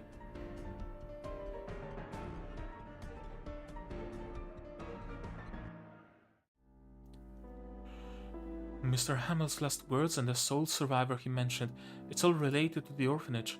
There are no other clues available at present. The suspects, Hattie and Angius, have also fled. As things stand, my only option is to continue looking into the orphanage. Almost no traces of the past remain after the orphanage's reconstruction. Now only the remaining children from that year have yet to be investigated. You're a judge? Are you sure you've got the right person? I'm just a servant. There were only 2 people I could find records on in the archives. Looks like this girl is 2 years older than Hattie. After the fire, she was sent to live with a foster family nearby. Now she's a maid for a noble family in Lumopolis. Please, there's no need to be nervous. I just want to know about the fire at the Umbreton orphanage. As far as I know, you stayed there for quite a long time. They asked me all these questions so many times before. Why is this happening all over again? I was sound asleep that night, until I was awakened by the screams of the other children. When I woke up, the whole place was already engulfed in flames. That new girl, the demi-human, her whole body was on fire. The boy in the bed next to me said she was the one who started it all. I scrambled to get out of there. I couldn't really pay attention to much else. It's exactly the same as the previous statement. This is all known information. Did you notice all that at the time whether this demi-human named Hattie had been arguing with anyone at the orphanage? Or did she hold any grievances towards the teachers, administrators, or other people at the orphanage? I'm not sure. I hadn't heard anything. But revenge? How old was she back then? She's not even as old as me. And she only had been at the orphanage for a month. Who could she have made enemies with in such a short space of time? If you really think it might be possible, some kids were bigger than the rest and liked to throw their weight around to bully people into doing what they wanted. That demi-human girl was too small to fight those big kids. And the teachers there didn't care about any part of the disputes between the kids. They were neither patient nor kind. I don't think any of us liked the staff there. By the way, there's one more thing I want to ask. Have you kept in contact with any of the children who were adopted from the orphanage? The adoption rate at the orphanage was very high, but there are no records for any adoptees and no proof of return visits. I haven't kept in contact with anyone. Back then we used to joke that when they came to take 8 or 9 children away every month, they were being fed to Eclipsites. 8 or 9 children were adopted every month. This is indeed an abnormal situation. Sorry for taking your time. Thank you very much. The next survivor is a boy about the same age as Hattie. According to the records, he managed the bakery with his adoptive parents after he was adopted. You're a judge? I didn't do nothing. Please, there's no need to be so nervous. I want to understand what happened regarding the fire at the Umberton orphanage. Huh? That all happened so long ago, but you're still investigating it, eh? Well, I'm afraid you're out of luck. Can't tell you anything new. Everything I could remember has already been taken down in my statement. So if possible, I hope you'll refrain from spooking my customers. If you can help me by recalling more of what happened, I'll buy all the bread in your bakery. Really? Well, now that you mention it, I might be able to recall a few more details. Thank you for your cooperation. You said that Hattie set the fire. Can you describe what happened in more detail? At night, I've always been a very light sleeper since I was tiny, so I woke up as soon as I heard the demi-human start yelling. My bed was pretty far from hers. I didn't see what had happened, but she had started getting angry after shouting. And the flames all over her body set the curtain on fire. The fire started to get bigger and bigger, and the other children eventually woke up. I ran for it, along with the other children, but my leg was burned. I said all this before when they asked me the first time around. Then, do you know whether Hattie, the demi-human, had made any enemies in the orphanage? The victims of the recent arson attacks have all been related to the orphanage. I want to know whether they held any grudges against Hattie. There were always new children showing up at the orphanage, but most ended up being sent away before they could really get to know anyone. If it weren't for the fact she's a demi-human, I wouldn't have even remembered who she was, let alone who she didn't get along with. So are the people who ran the orphanage. I had to deal with a big group of nosy brats every day, and none of them were their own. Even if they looked friendly enough on the surface, who knew what they were really like behind closed doors? It seems everyone has a bad impression of the orphanage staff. Have you had any contact with any of the other children adopted from the orphanage? Or do you have the contact details of any of the adopting families? I lost contact with everyone after they were adopted. So the contact details of the adopting families? Isn't that something the director should have made note of? You know, I used to see the teachers at the orphanage staring at certain children, writing and drawing in their notebooks. And when adoption time came around, those were the kids who got sent away. Now that I think about it, those notebooks should contain plenty of information about the adopted children, eh? You're a judge. You should have the authority to go take a look at them, right? Unfortunately, it seems everything was destroyed in the fire. Anyway, thank you for your cooperation. I'll take all the bread you have. Yeah, something's fishy about that orphanage.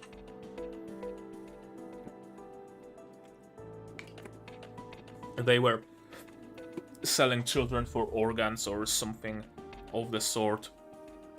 And the fire was also very convenient to them because it covered all the tracks. And now probably the same thing is going to be happening at the new orphanage. Phew, I managed to deal with that ridiculously huge amount of bread, but now there's still the matter of those adopted children who disappeared, and Hattie, who was accused of being a murderer when she was just a child. What kind of orphanage succeeds in having so many children adopted every month, and then they all disappear without a trace? The worst case scenario is that they use them for something. It's a horrifying thought, but if it's true, Hattie had just cause to start a fire and kill Mr. Hamill. The very thought of it makes me shudder.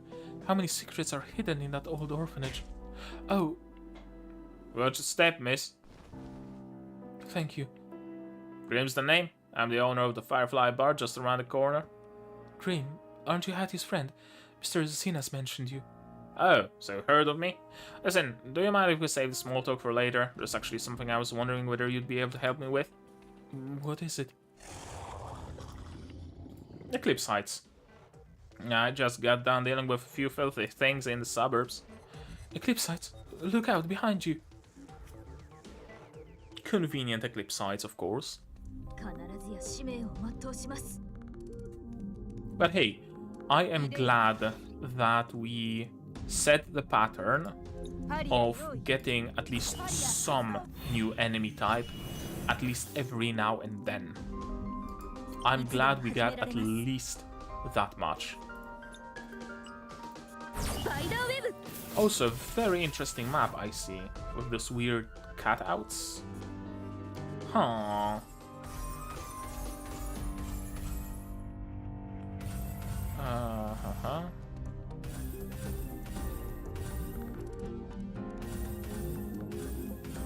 No, not quite.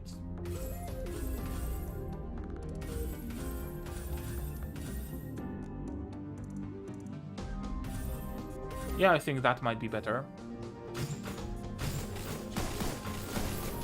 Let's see.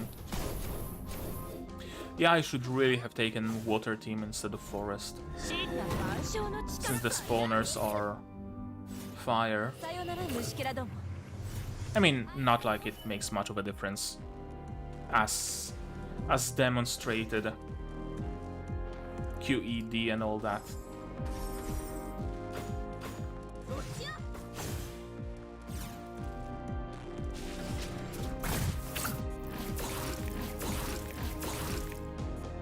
Oh, those are interesting. Spitter guys. I don't think I've seen those units before. Venomix Bowl.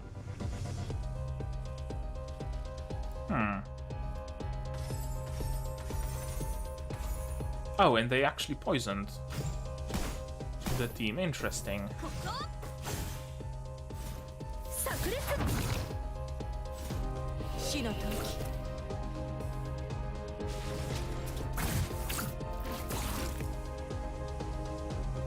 And they poison other enemies as well, which is even more interesting, and I wonder if it can be utilized somehow.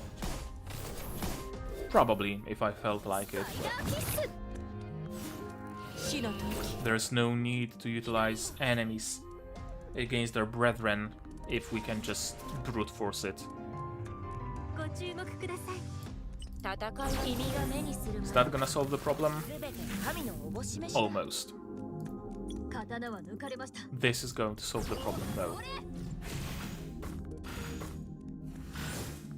Yep, exactly.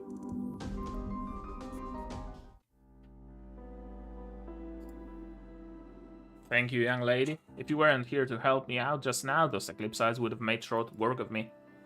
It was nothing. By the way, I want to ask you something about Hattie. Certainly. Firefly Bar is on the corner up ahead. Let's sit down and chat over a drink. Sorry for the inconvenience. You just did me a real solid, miss. This is the least I can do. Please take a seat. It's not business hours yet. Would you like something to drink? I'm on duty and I don't drink. Alcohol aside, we also have a range of very nice soft drinks here. There's Blue Storm, Umbreton Delight, White Knight Iced Tea. No, thank you. But let's get straight to the point. How did you and Hattie meet? Well, she works here with me, doesn't she? She usually handles bringing in the ingredients, cleaning the kitchen, all the different jobs really. She doesn't say much, but she's one heck of a hard worker. Where was Hattie when the recent fires occurred? Now, those weren't that recent at all, I can't rightly recall. However, I do remember this one day very clearly. It was purchasing day. Hattie was busy all day in the kitchen, counting the stock and checking the freshness of the ingredients. She didn't get a chance to rest until evening. This was the day Fairmont was killed. According to Grimm's testimony, Hattie didn't have the opportunity to commit murder. However, Grimm may be trying to protect Hattie. Miss, please believe me, I'm telling you the truth. You can call me Kristen. Back to Hattie. Do you have any other information about her as you can share with me? For example, has she ever mentioned holding a grudge against anyone? Has she ever mentioned revenge or anything similar? Like I said, Hattie doesn't talk much. We haven't been acquainted long, but I haven't heard her mention anything like that the whole time I've known her. This doesn't seem to be getting me anywhere. In that case, I won't trouble you any further. Good luck. Good day. You're gonna leave without trying the homemade juice I made just for you? You didn't seem interested in any of the drinks I mentioned before, so I mixed up a special beverage for you just now. You should know, I'm the best mixologist in Amberton. That won't be necessary. Don't be like that. Drink for a story straggling truth and lies. That's how things are done in Amberton. What's the harm in giving it a try, eh? Oh, that's very nice. That's very nice. That's very, very, very nice. I really hope we get Grimm as a playable unit. I want to place her with Kristen in the same room on the Colossus. Looks like Grimm is trying to imply something, and why suddenly standing so close to me? I still have official duties to attend to, and the culprit has not been caught yet. I can't... You looked so sad when I saw you out there on the street, as the case hit a brick wall. It's times like this we should sit down for a drink and listen to a tale or two to relax. You may even find some new inspiration. That sounds about right. There are no other clues to go on for the time being. I should just sit down and listen. Fine, but just the one. Haha, then I'll start from the story.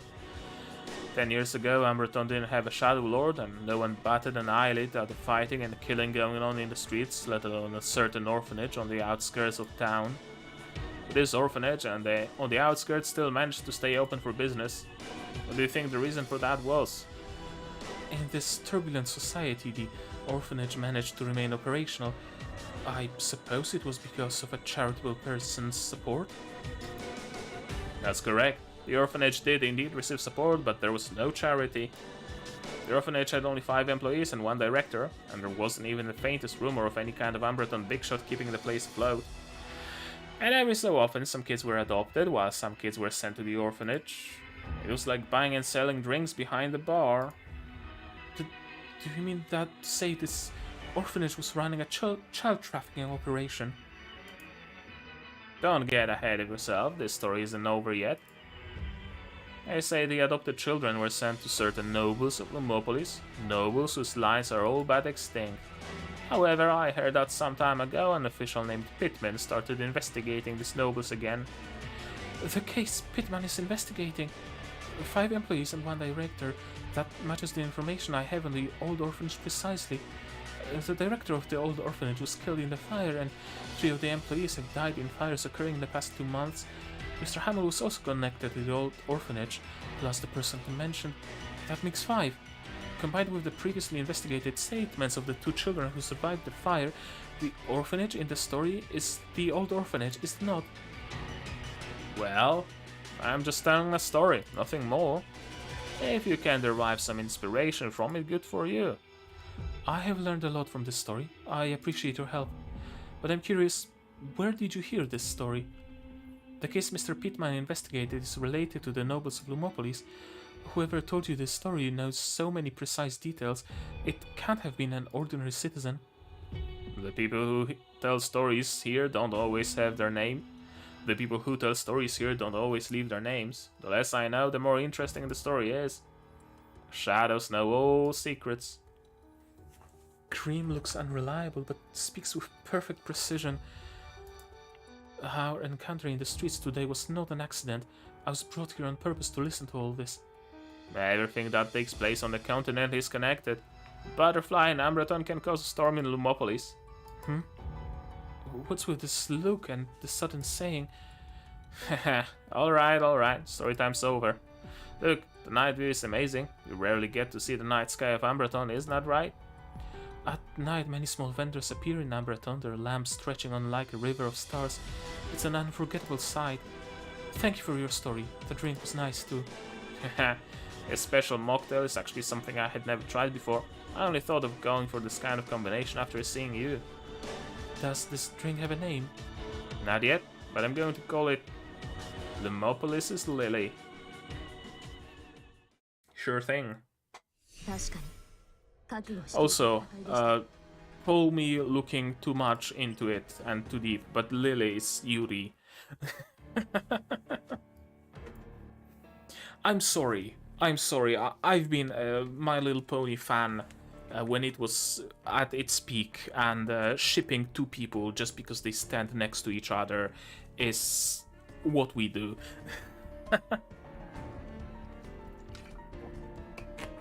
I mean, the same is true for any fandom, really. But still. ST4, Mother. Hattie, do you remember where you used to live? If you want to retrieve your memories of the past, go to the place you used to live and see what you can remember. My mom and I moved several times. Can't remember my old address. But I still remember the house I set on fire. It was near Ambreton. You didn't burn it down. You've definitely got that part wrong. Let's go there and take a look around. Maybe you'll remember something. This is it. All the houses we passed by along the way were deserted. Looks like no one has lived here for a long time. This is the only house that has been burned to the ground. One glance is all it takes to see that. Why was this place abandoned? I don't know. All I remember is that when I woke up after the fire, I was already in the orphanage. For long, the orphanage burned down and I was sent to the Shadow Lord. Today is the first time I've been back here in so long. I have other questions. Why did you and your mother move around so often? Because bad people were chasing us all the time. My mom once told me that my dad was very powerful and that someone wanted to take him away and do experiments on him. Then one day a bad person actually broke into our house and tried to catch my dad. After that, my dad stayed behind to protect my mom. Mom ran away and gave birth to me. I remember asking my mom why I never got to see my dad. Mom told me that my dad was somewhere far away. When I grew up, my mom told me that a scary organization wanted to catch my dad to use him in their experiments. This organization wouldn't give up on chasing us, so my mom always dragged me to new places. I have other questions. Show me around your home. I know it's all burned down now, but you should still remember what life was like there. It might make you sad, but any tiny detail could trigger your lost memories. I was actually afraid to come back here, afraid to remember the little scraps of my memories living with my mom. I'm also afraid to remember that other missing memory. If I find out that Mom threw me into the fireplace because she feared my power... No way. Your mother must have done it for some other reason. Fire can't hurt you. Your mother must have known this. Maybe you were in danger at that time and your mother wanted to protect you, so she put you in the fireplace. Just like how your father stayed behind to protect her. Let's go. I'll show you where I used to live. Okay. You can see the living room from here once you walk through the door. My mom used to bring me tasty food and picture books.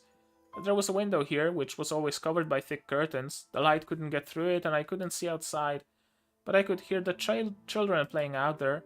I remember one time I wanted to open the window to see what the children were playing, but my mom stopped me as soon as I did. Close the window right now. The room must have always been dark if the light couldn't get in. Mom lit loads of candles around the house. That's what we used for light. How strange. I was born with powerful flame lumina. Mom said I inherited it from my dad. When I was little, I often accidentally set quilts and picture books on fire, and my mom also told me I wasn't allowed to use my flames. I guess my mom was afraid of my power, so she didn't let me go out and play with other children, and then she threw me into the fireplace. Hattie's mother wouldn't let her go out, and she sealed the house securely so people couldn't see inside. Also, people were hunting them down. Maybe Hattie's mother was trying to hide something from the world outside. Look, this is the fireplace. My bet is it has some sort of a secret passage or something.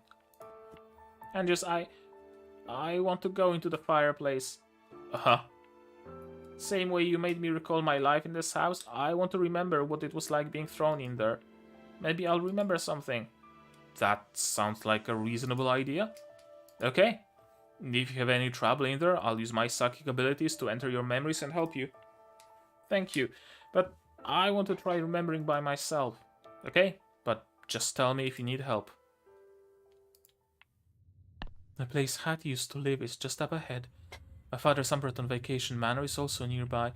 Left at this intersection and just a little further, I should be able to see the gates. The last time I came to this manor, I was on vacation with my parents. The place Mr. Zenas rescued me is also around here. That's Angius. Did you remember something? Not yet. Can I really not remember?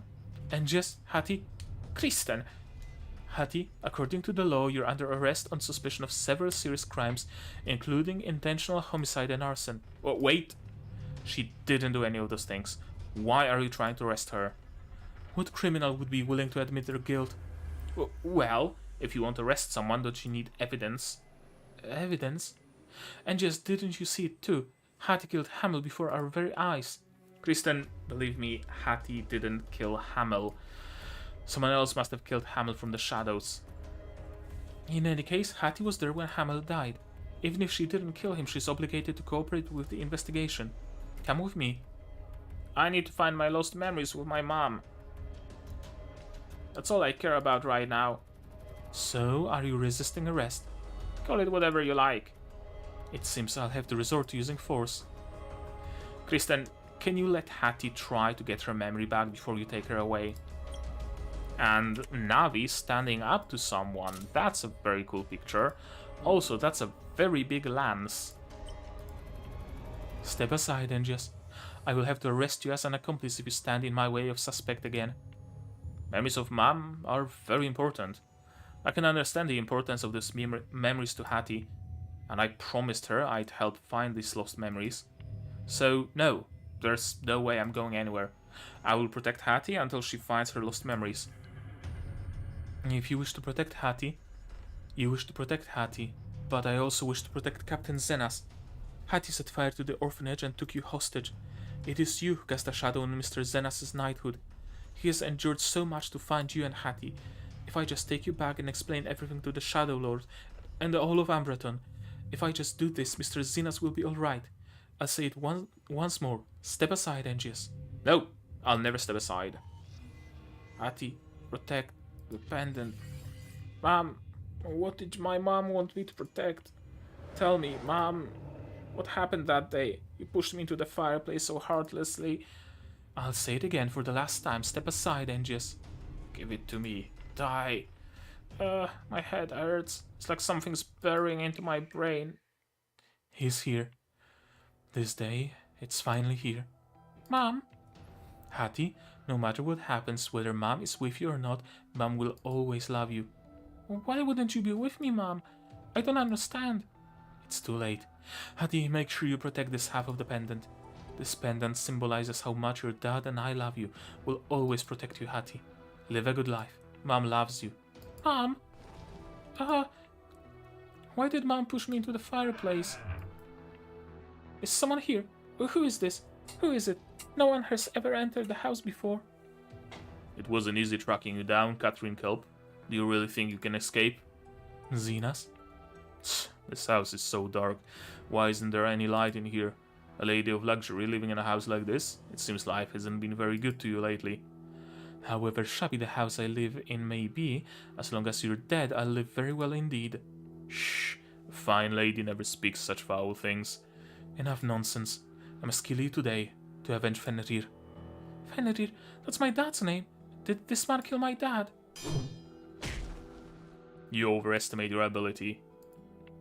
Catherine, just hand over the pendant and I'll spare your life. Over my dead body. How stubborn. If you really wish to die, I will oblige you. Mom! Yeah. The fire. Mom was the one who started it. How did this fire spread so quickly? This was your plan, Catherine? You won't leave here alive. Let me go. You want to be burned to a crisp here with you? As long as I avenge Fenrir. Ah, Mom, Mom's still looking at me. Mom's saying, don't come out. Mom's not moving. Mom. Huh. Didn't even break a sweat. Wow, Mom. Mom is searching Mom for something. I need to go out there and kill him to avenge my mom. No, Mom just told me not to go out. So hot in here. Where did she hide that thing? Finally found it. My face stings. Is it burned?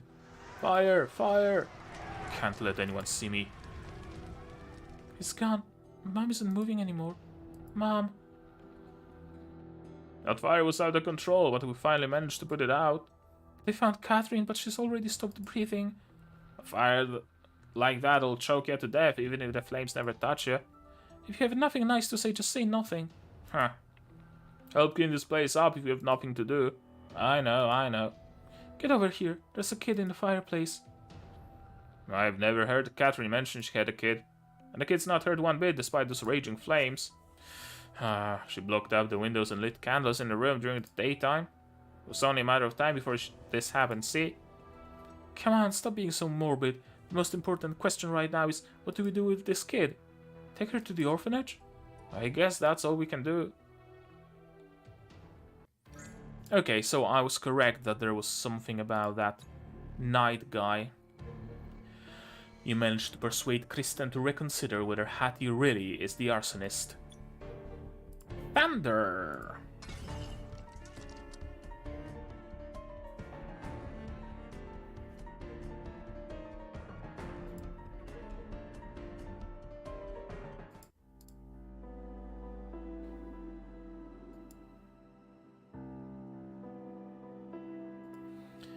She seems to be calming down.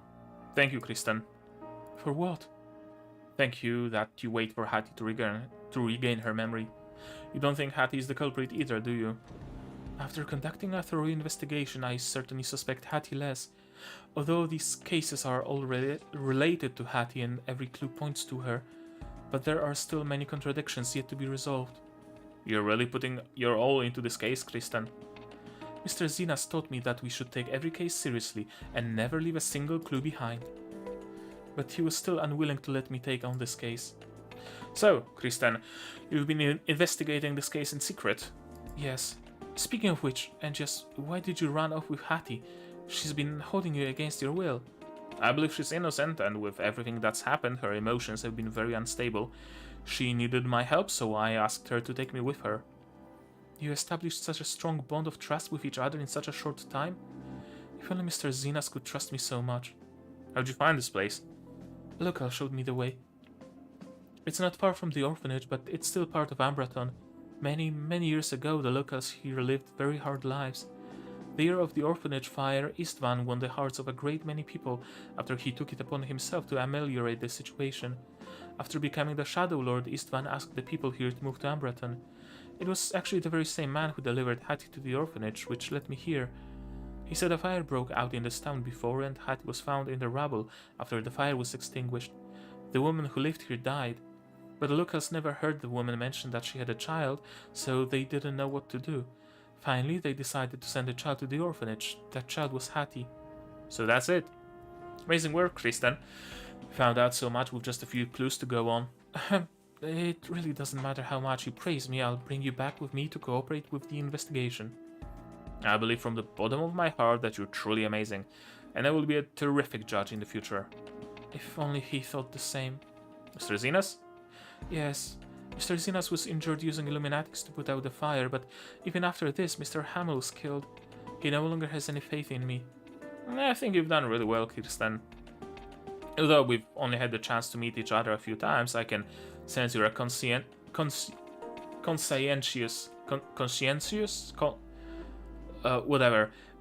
and kind judge. Don't think your honeyed words can turn me. I received extensive professional training from the Luma Hall of Justice. My belief in justice will never be shaken by the likes of you. I just said what I wanted to say, didn't mean anything else by it. If Hattie had really done these things, I would have made her confess. But if she didn't do anything, you can't just frame You can't just frame her. Right, that's the meaning of justice. You should try to believe in yourself and stop worrying about what other people think, especially considering how amazing you are. Has anyone ever told you that you're quite good at making girls happy? Huh? I make girls happy. Vice is always hating on me for spending money and making her worry about the Colossus expenses every day. You'd better off saying I always cause trouble for the girls. Was that an Eclipsite? Sounds like there's more than one. This place has been deserted for so long. It's only to be expected that Eclipsites would haunt the area. But Hattie hasn't woken up yet. I'm afraid it might be dangerous to bring her out here now. Don't worry, it's just a few Eclipsites. I'll judge them on the spot. チームのエンジンになるよ。稲妻が全身を駆け巡っています。計画は完璧。準備が必要。大地を駆け抜けろ。 Okay, that's gonna be easy. アポロンの矢、アポロンの矢、全域戦車。 Oh, we are actually protecting Hattie. Make the number of enemies less than 2. I mean, I can make it even less than that. Well, less or equal. Well, here's 2.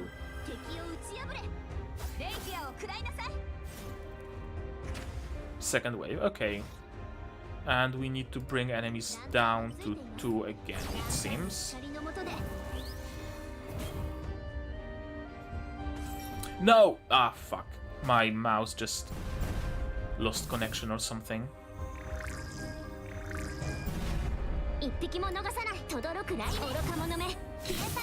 It does that somehow. I wonder why.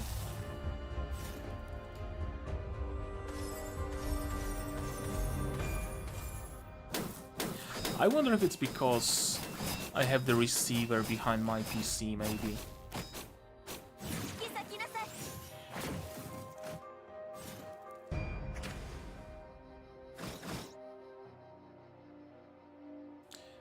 No abilities, huh?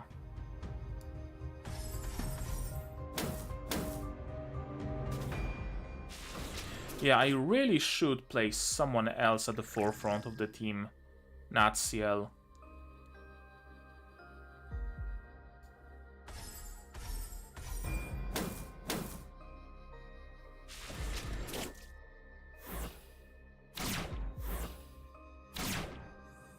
Okay, Hattie is in danger. 裁きの時です。さあ、出発の時です。アポロンの矢、アポロンの矢、全域戦車。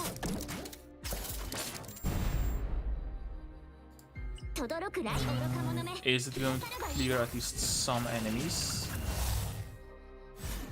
Yes, the small fries. Okay. How about we do this? Go up around here and then down back to Hattie.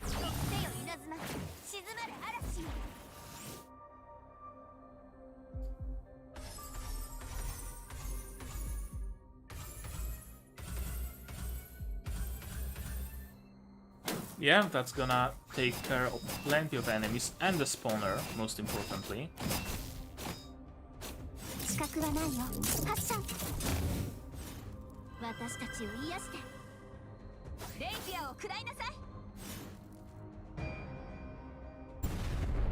One last enemy. Global attacks should take care of it. Just a single global attack, actually. Even better. Phew. The Eclipsite aura around here has finally dissipated. Thank you, Kristen. I see now just how powerful the Caelestites are. Were it not for you, the Eclipsite sneak attacks may have been successful. Yes. Hattie's awake. Now that you're awake, you must come back with me for an interrogation. Before the investigation results come out... It was Zenas. My mentor? And yes, I remember everything. That night, my mom pushed me into the fireplace to protect me. She faced Zenas alone. Yes, that man's name was Zenas. He killed my mom and stole her pendant from her. I must retrieve the pendant. My mentor? What does this have to do with my mentor? Zenas is the murderer. Nonsense. If you dare disrespect Mr. Zenas again, don't blame me for what I do next. Killer is a killer, and he's the one. Zenas broke into my house that night, killed my mom, and stole my pendant. I saw it all with my own eyes. I need to kill him to avenge my mom. How can you say my mentor murdered your mother? You only just remembered this incident, and it has been so long. How can you be sure that your memory isn't wrong? And how do I know you're not lying?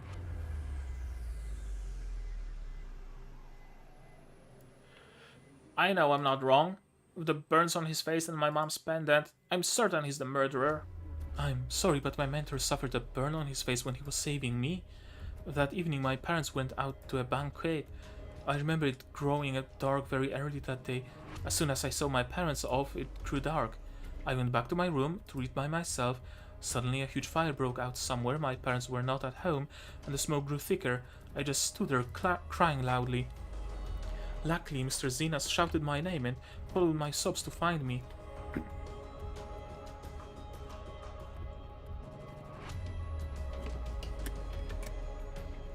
As we were escaping, Mr. Zenas held me tightly in his arms, and I didn't suffer any injuries except for being choked by the heavy smoke. But Mr. Zenas, half of his face was burned. So, Zenas' face was burned while rescuing Kristen. Hattie, do you remember the day Zenas attacked? August 26th. It was my birthday. August 26th. The day Mr. Zenas saved me was also August 26th. That day, I remember it very clearly. It seems these two events took place on the same day. Just now, Kristen said that her manor caught fire that night, which means Zenas appeared at Kristen's house at night time, but Hattie also said Zenas attacked at night. In other words, Zenas appeared in two different places at the same time on the same day. When you look at it that way, it's impossible. You must be mistaken, Hattie. How do you explain the pendant? Why would the pendant my mom ask me to take care of be in his hands? It was precisely because of this pendant that I recognized him. The pendant you mentioned is my mentor's family heirloom. The pattern on the pendant is the family crest of a noble Lumopolis family that sadly fell over a decade ago. The day my mentor rescued me from the fire, my father wished to express his gratitude for saving my life, and he asked him about his background. My mentor took out that pendant and said he was originally a noble, but he had to wander around without hope because his family declined. My father sympathized with him being a fellow noble and asked my mentor to stay on and serve our family. I remember clearly that the pendant belonged to my mom. He must have taken my mom's pendant and passed it off as his own. Your inferences cannot be deemed true until you have evidence. Hattie mentioned earlier that her mother kept the house tightly guarded against daylight and lit it with candles, so perhaps Hattie isn't sure whether it was day or night when the incident occurred. Hattie, can you be sure the murderer broke into your house at night? I remember candles in the room. It should have been night. That's the thing. Because candles often lit up your house, of course you'd think, because I saw lit candles, the incident occurred at night. But in fact, candles were lit in your house both day and night, so it would be wrong to use lit candles to judge the time. I propose that the time Hattie's home was attacked was actually daytime. So that's it. Kristen can accurately recall her parents attending a banquet in the evening and remembers that it grew dark early that day, so the fire at Kristen's house really took place at night. According to this deduction, the suspect attacked Hattie's home during the day and rushed to Kristen's house at night to extinguish the fire. Therefore, there's no instance of one person appearing in two different places at the same time. Brilliant reasoning. But we still need some more information. How long does it take to get from here to your vacation manor? I took note of this on my way here. It's not far from my manor. Was it really my mentor? No, it's impossible. If you wish to determine whether Zenas was the attacker, just ask him to show his pendant. Hattie said these two pendants were a matching pair. If Zenas did not attack Hattie's family and, as he said, he's indeed a fallen noble, then his pendant won't match the one in Hattie's hand. But if these two pendants fit together perfectly, then he must be the culprit. No, my mentor can't be a murderer. Oh, yes, that's right, motive. No enmity existed between your family and my mentor, so why would he hunt down and kill your parents? My mom told me that a mysterious organization wanted my dad's power, and they wanted to catch him to use him in their experiments. In my memory, my mom wanted to avenge my dad and lost her life trying to kill Zenas. So Zenas is a member of that mysterious organization. I don't believe it. No, there's no way. Kristen, calm down. Whether Zenas is the culprit or not can be determined by simply putting his pendant and Hatties together. Ask him to hand over his pendant. If he refuses to hand it over, I'll beat him to a pulp and grab it from him. We can't use violence. Umbreton is full of soldiers searching for you. It'll be difficult for us to confront Zenas and discuss this with him. I can help you. As Engias said, confirming whether the pendants fit together is the easiest way to prove my mentor's innocence, so I'll help you meet my mentor without any other soldiers. However, you must also promise me that if the pendants do not fit together, you will fully cooperate with the investigation. So you believe us? I didn't say that, but I've learned a lot from the serious investigation attitude Engias has towards this incident. I want to re-examine this case more carefully. It's getting late. Let's hurry back to Umbreton. ねじ締めぐらいに楽勝だったね。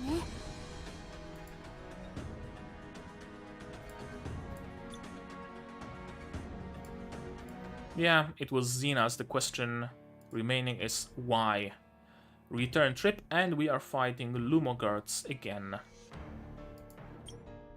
Sure, let's continue with the Thunder team. Why not? I probably should have swapped Ciel place though.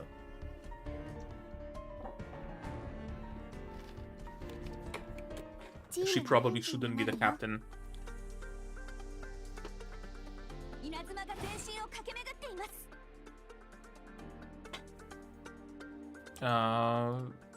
Yeah, Vivian. How do you feel as a captain?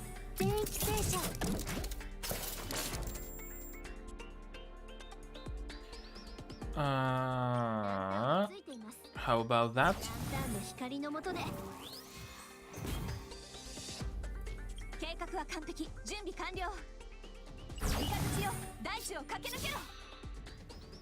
Yeah, I was hoping it's going to damage more of them, or rather damage them all more, but alas.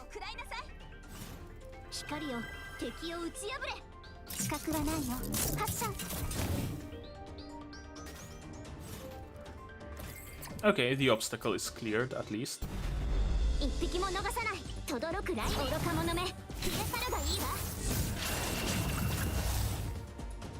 And we have a very clear thunder path. That should take care of the first wave. Well, the forest spawner might be problematic.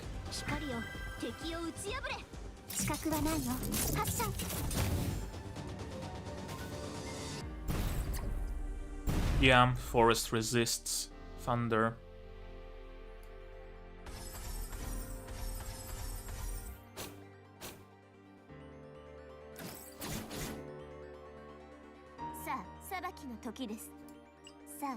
No, not gonna use that yet.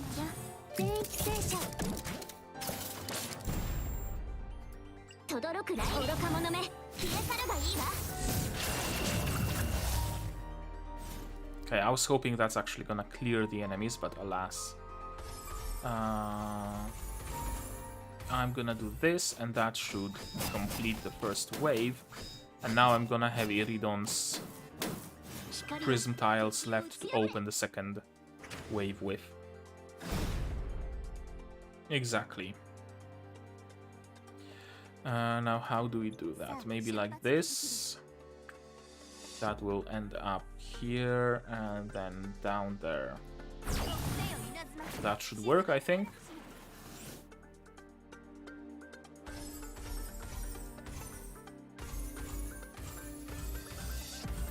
Couple of tiles wasted on that conversion, but oh well.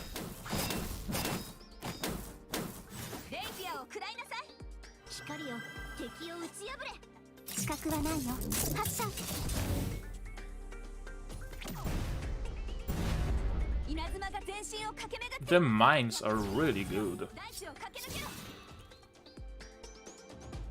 While perhaps not the strongest, they are a nice finisher for any stragglers.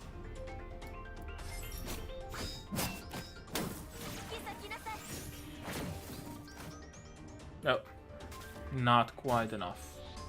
一匹も逃さない轟く Is that gonna do it? 消え去るがいいわ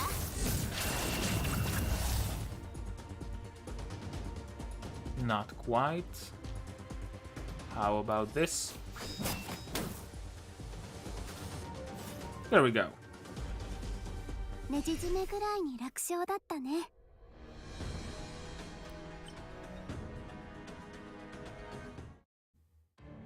And a 9. Decisive battle.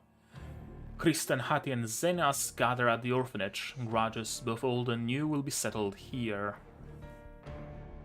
Do I want fire? Sure, let's go with fire.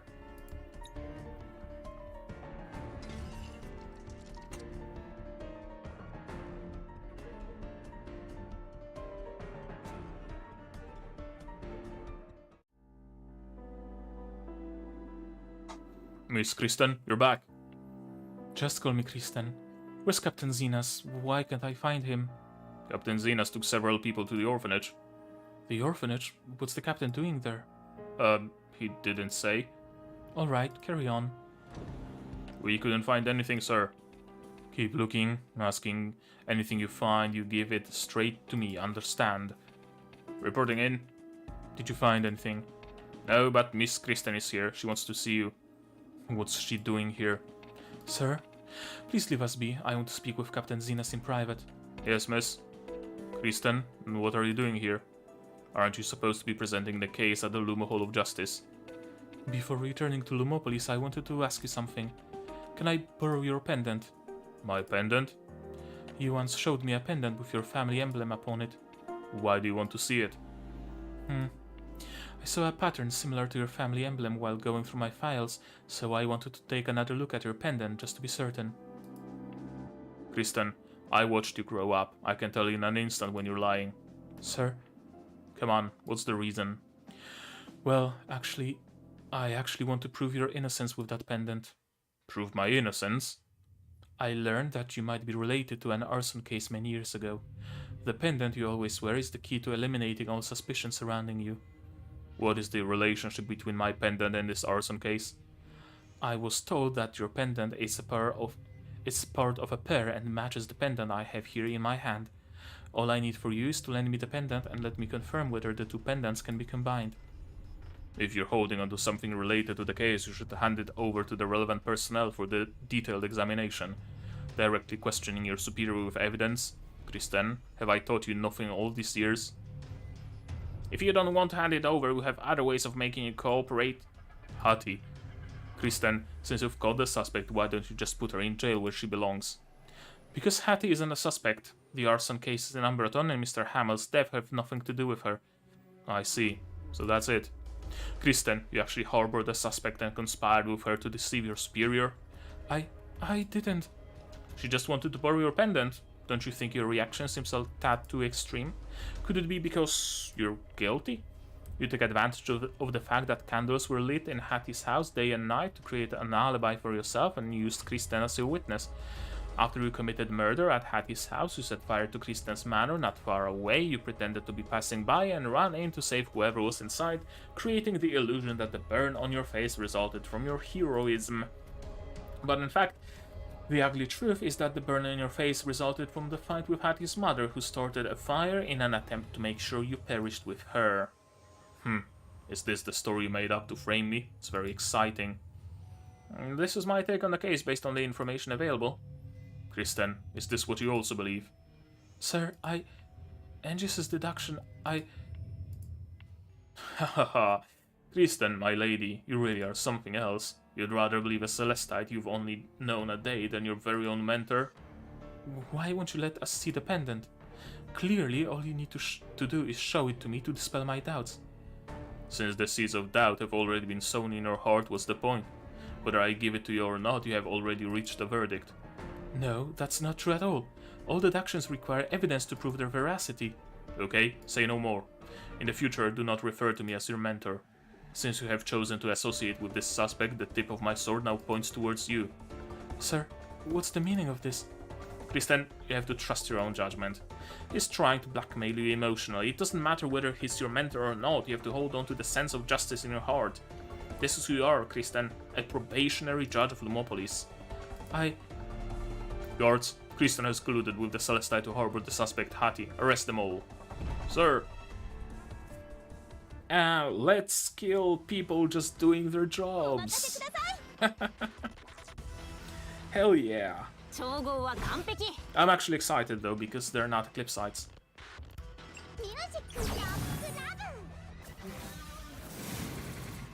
Oh, that cleaned up the map very nicely.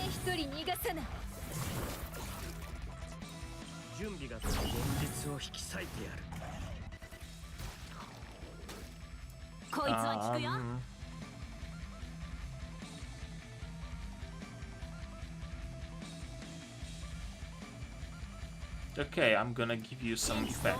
Sure, why not?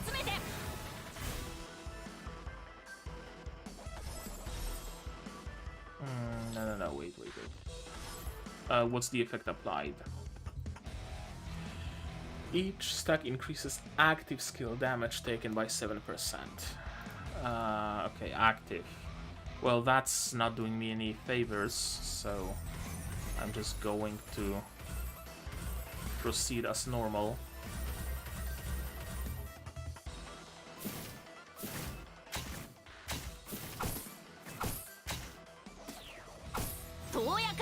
And that takes care of one of them, at least.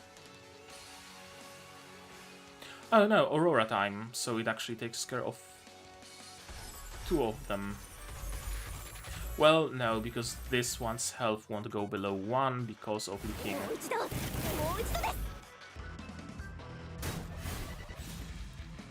Now it goes down.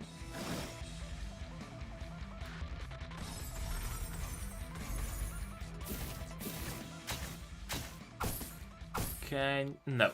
Spawner is alive. Both spawners are alive. That's a shame.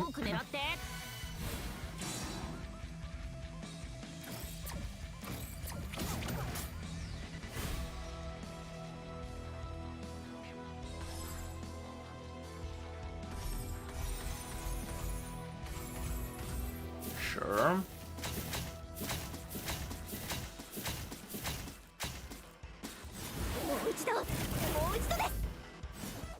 Please kill the spawner. At least one of them. To make my life a little easier. Okay, it just folded.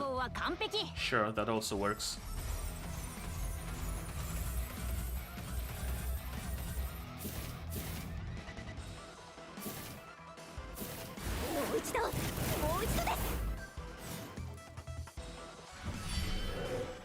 And this should finish it, I hope. Not quite yet.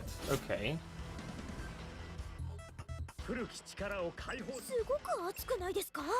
This should do the trick. Exactly. Thank you, Toru. Gasp, gasp. I can't believe you defeated all my guards. According to the laws of the Hall of Justice, what do we do with those who resist arrest and attack Lumo guards? Well, Kristen? Sir, please cooperate with the investigation. Once the investigation is concluded, your innocence will be proven and everything can return to how it was. Alright. Huh? You agree? He was so adamant not to give in a moment ago. Why did he suddenly agree? Hand over the pendant, quickly! He killed my mom. He has to pay for what he did. I will avenge my parents. I'll kill him. Calm down, Hati. You can count on Kristen to investigate this whole matter.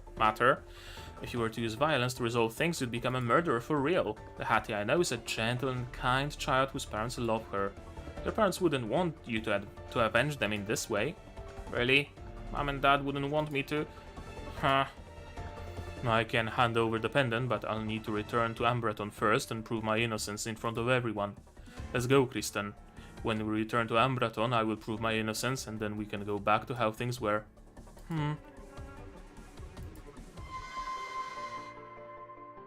Don't any of you move or I will break her neck.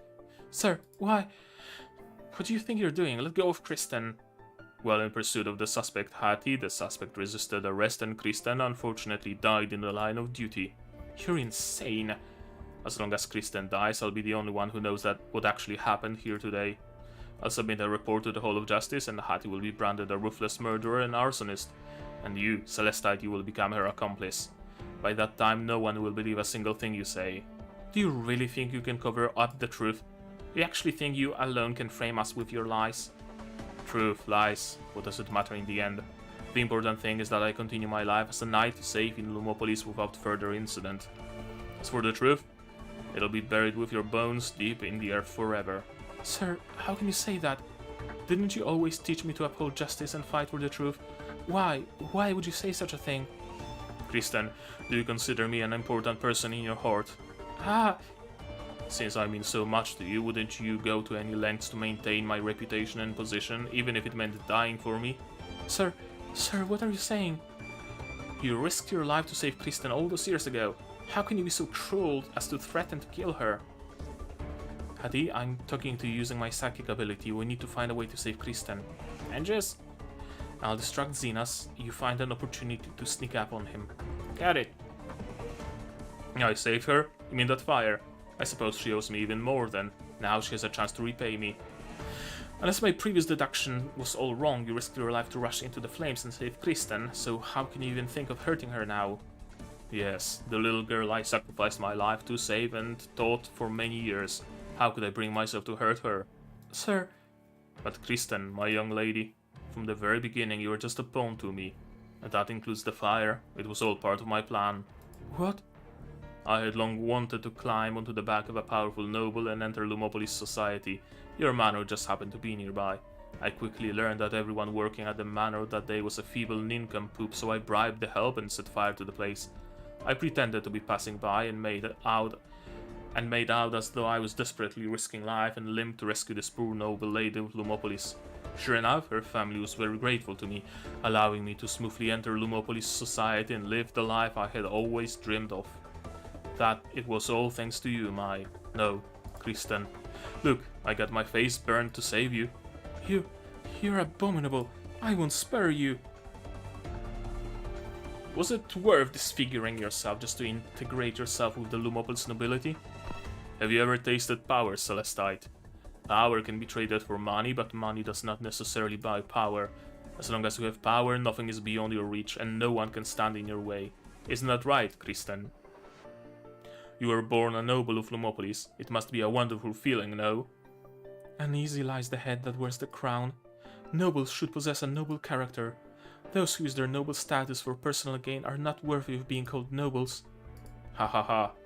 Kristen, you really believed every little empty cliche I taught you, didn't you? Do you really believe that all nobles are like you, as pure and noble as the lily? Alright, that's enough talk. Where's Hattie? Now, Hattie. Yeah. Where did you come from? Kristen, are you okay? Let me help you. Can you still stand? And just... come over here. No more hostages. Just hand over the pendant. Or do I have to beat some honesty into you? Alright. Here you are. You want the pendant? You can trade it for your life.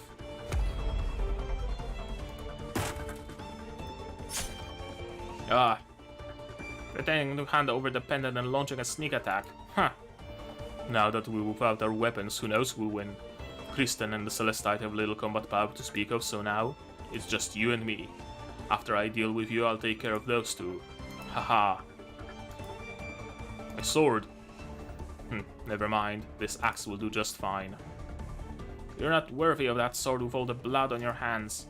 The sword represents justice, yet you're evil. Do you think justice will always prevail against evil? Of course. Go to hell. Yeah.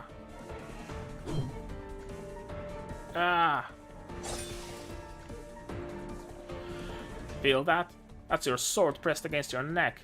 I could cut your throat in a split second and avenge my mother. But I won't. Because Angus doesn't want me to. Mom and Dad wouldn't want your blood on my hands either. Hey you, it's Kristen, right? Stop crying already. Before you take him away, can I get the pendant? Pendant? What pendant? Are you planning on robbing me? Why are you still unwilling to confess your crimes? I don't understand what you're talking about. Sir? No, Zenas. According to the results of this investigation, you are connected to a homicide case and 2 cases of arson from many years ago. Please cooperate with me. Kristen recovered so quickly. She was crying just now. Huh. You're still the stubborn, strong girl you've always been. I don't want to listen to anything more from you right now. If you have anything to say, save it for the Hall of Justice. If you must know, I didn't really want to kill you just now. I rescued you back then and you've accompanied me for so many years. How could I ever kill you? Why are you still trying to deceive me? With everything I've told you, can you tell what is true and what is false? Stop it. Liar, you no longer have any right to lecture me.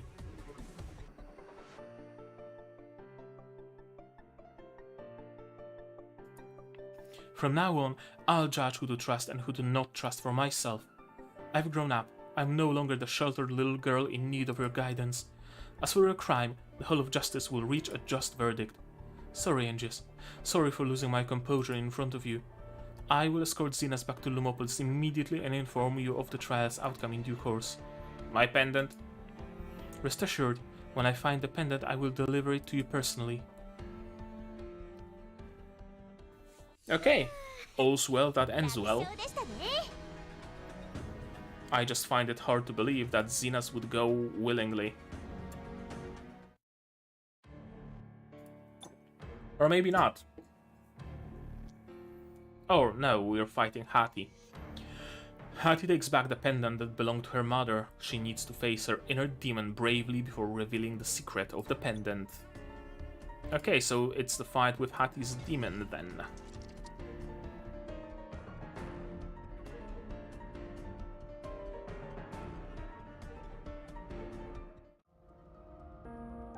Several days later. Kristen? Good day, Angius. It's been a long time, Angius. Oh, Pitman. By the way, is Hati here? I heard she came to visit the Colossus. Kristen. Here we go. This is the pendant. Mom's pendant. Zenas has now been handed over to me for further interrogation. Thanks to you, Angius, we also found further clues vital to that other case. Haha, glad I could help. Who would have thought me being kidnapped would cause so much drama? Oh yeah, I have a few questions to ask. Who was the real culprit in this arson case over the past 2 months? Our investigation has shown that the arson cases in Umbreton over the past 2 months all used the same fuel, including the rehearsal at the orphanage. I sent someone to investigate this fuel, and it appears there are only a few stores that sell it. The store owner identified Zenas as having purchased large quantities of this fuel 2 months ago. Zenas also admitted that he started all these fires with the intention of silencing the victims. But why did he kill all those people? It is related to that case. At that time, 5 employees, including Hamel, used the orphanage as a cover for sending children away to be experimented on. Except for Zenas and Hamel, the 3 other orphans who survived the fire at the orphanage weren't doing too well. So the 3 of them used their shirt pass to blackmail Zenas, and Zenas was forced to pay them for their silence. But they demanded more and more. And then Zenas silenced them permanently. Correct. Kristen doesn't look like she's taking this well. Kristen, are you okay? Do you really see me as being so weak, Angius? No, that's not what I meant, I'm fine. I remember everything you said to me that day, Angius. Angius told me I would be a terrific judge in the future. With so many people around me, encouraging and supporting me all the time, there's no way I could ever feel sad about being alone. Although I still have a long way to go before reaching my goal, I will do my utmost to keep moving forward. Because I really am terrific, aren't I, Angius? We're talking about Kristen here, right? Of course you are. I agree. I second that.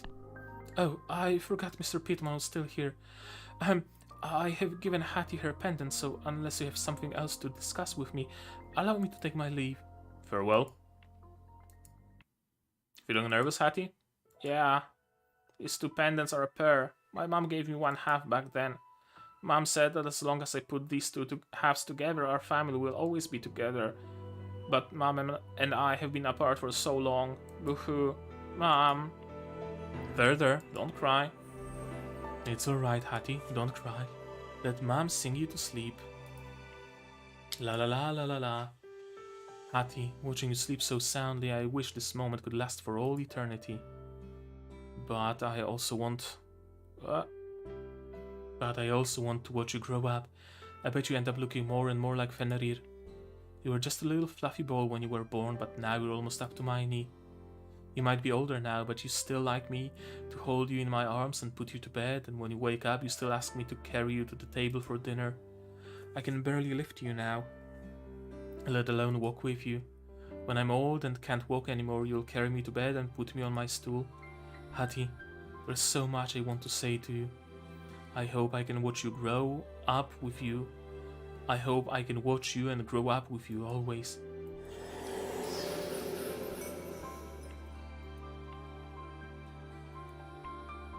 I'm not afraid of you anymore, nor will I be afraid of this power. I can accept myself completely now. Whether it's the Hattie who used to fear her power and hate herself, or the Hattie who uses her flames to protect the people important to her, no matter which Hattie it is, they're all me. Am I ready to accept myself? I'm ready. Let's beat our inner demons into submission. ちゃんとお礼を考えておいてね。霧は十分に濃くなった。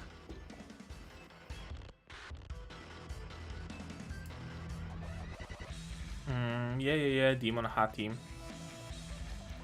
Oh, and she can 今すぐここにサインを。 heal herself. That's no bueno. 時間ですよ。山猫は眠れないわ。フリージングポイント。 Yeah, she has that lock. まぶたがくっついちゃう。その目に映る君にいつか深海が見られますように。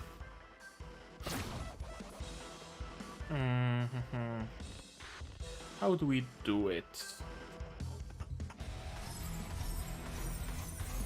Can I reach her with...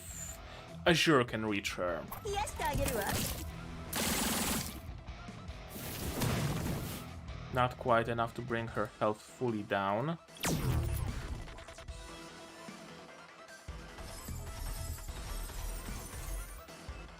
But this should do it. And now I have... yeah, now I have plenty of blue tiles. 成立ですね。今すぐここにサインを。フランク、狩りの時間ですよ。 Okay, so she has 2 health points. Essentially. It seems, or 2 health bars rather. Interesting, it's the first time we see a mechanic like that in Alchemy Stars.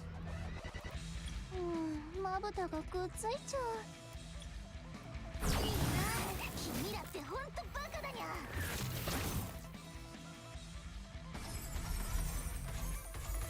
Well, not really.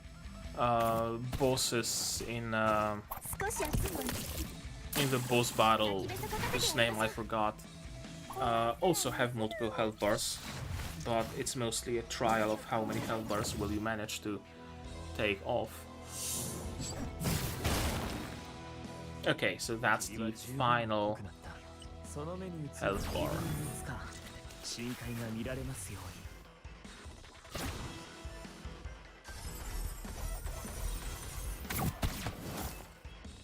ここまでにゃ。極光を我が手に。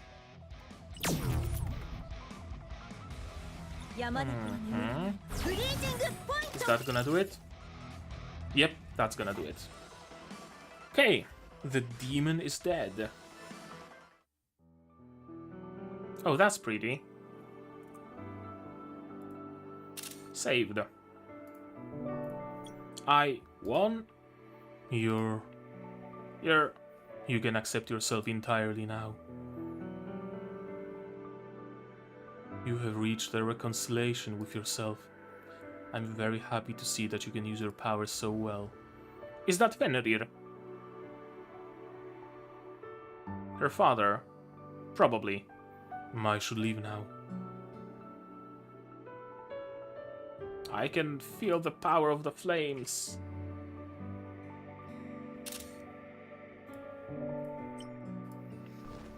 This power is constantly flooding into my body.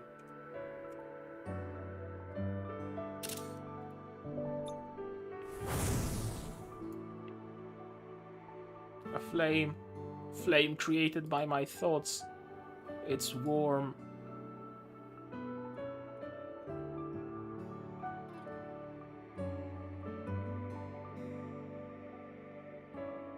And Jess, you awake? I was just humming a song when you fell asleep. It looked so peaceful I didn't want to wake you up. I dreamt about when I was a child. I accidentally burned something with my flames and my mom told me off. She hugged me and sang me a lullaby while rocking me to sleep. After I fell asleep, I saw my inner demon. I told it that I was no longer afraid of it. And then I defeated it. I am no longer afraid of the flames. I can feel their warmth surrounding me. It's like being held by mom and dad. It must have been a nice dream. I dared to face anything. I got that from my mom and dad. And from you, Angius. Thank you for being there for me. You don't need to thank me. We're friends after all. I want to put the two halves of the pendant together now. Angius, will you join me? Sure. Let's do this together. Something appears to have popped out at the bottom after putting the two halves together. This is so many photos. Yep, that's the father. That's Fenrir. The mom was a freak, wasn't she? I mean, the mom was a fairy. This is a picture of my family that I drew when I was small. This is the last thing I expected to find in a pendant. Some of your childhood photos are here too. There are 2 more photos here. This must be your mother, so then this must be... Dad. Huh? Is that your father? Looks like they're in a laboratory. I never met my dad. But looking at this photo, I think it must be him. As long as you put these two halves together, our family will always be together. Now our family will be together forever.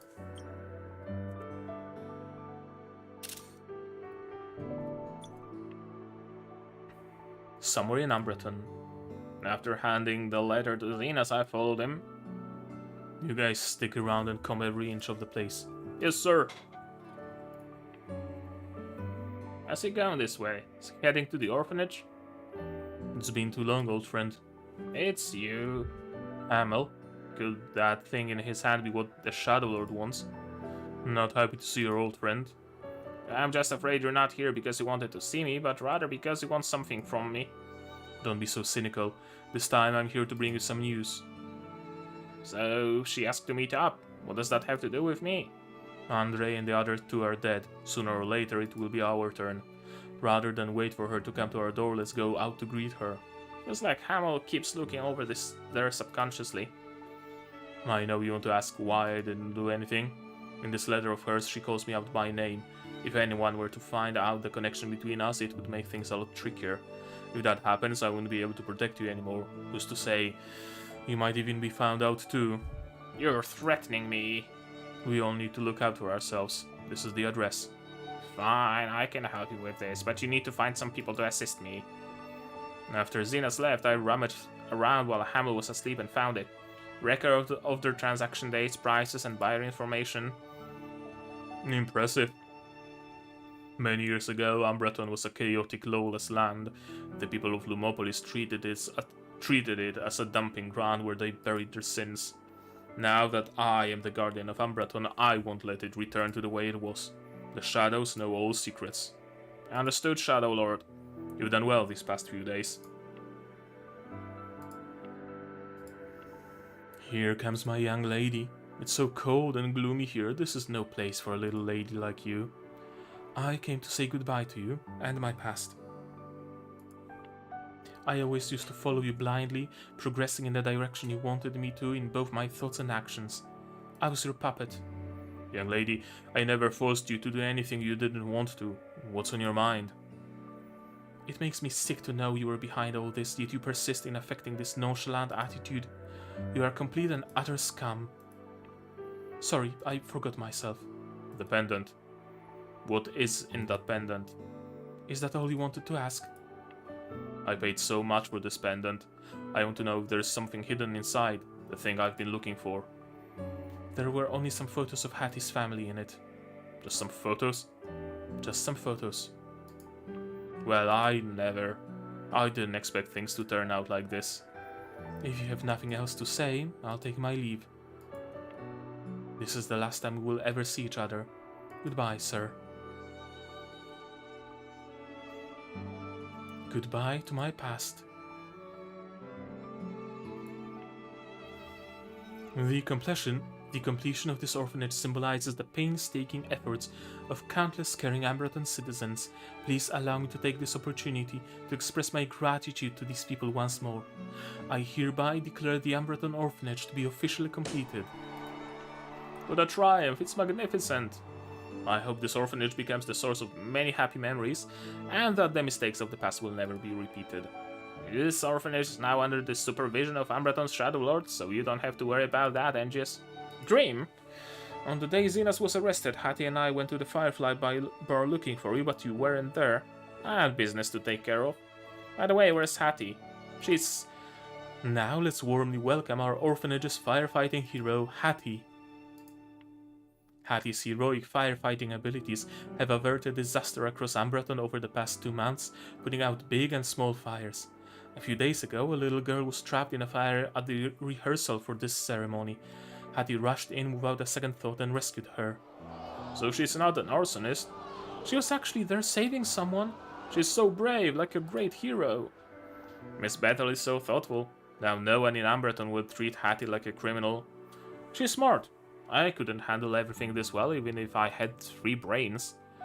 Haha, you have your own strengths, Angius. Don't forget, nobody's perfect. This is so annoying. Hey, you ran off the stage so quickly. My hair was standing while I'm up here. You'll get used to it. After all, haven't been in the outside world that long and there are still a lot of things for you to learn out here. Hattie, what are your plans for the future? I don't know. Finding my lost memories of my mother used to be my goal, but now that goal has been achieved, I don't know what else I should do. That doesn't matter. Life is essentially just one goal after another. And you should always take a break before finding your next goal. After all, you already did so well in achieving your last goal. My next goal? I don't know what my next goal will be. You'll find it. Your life has only just begun.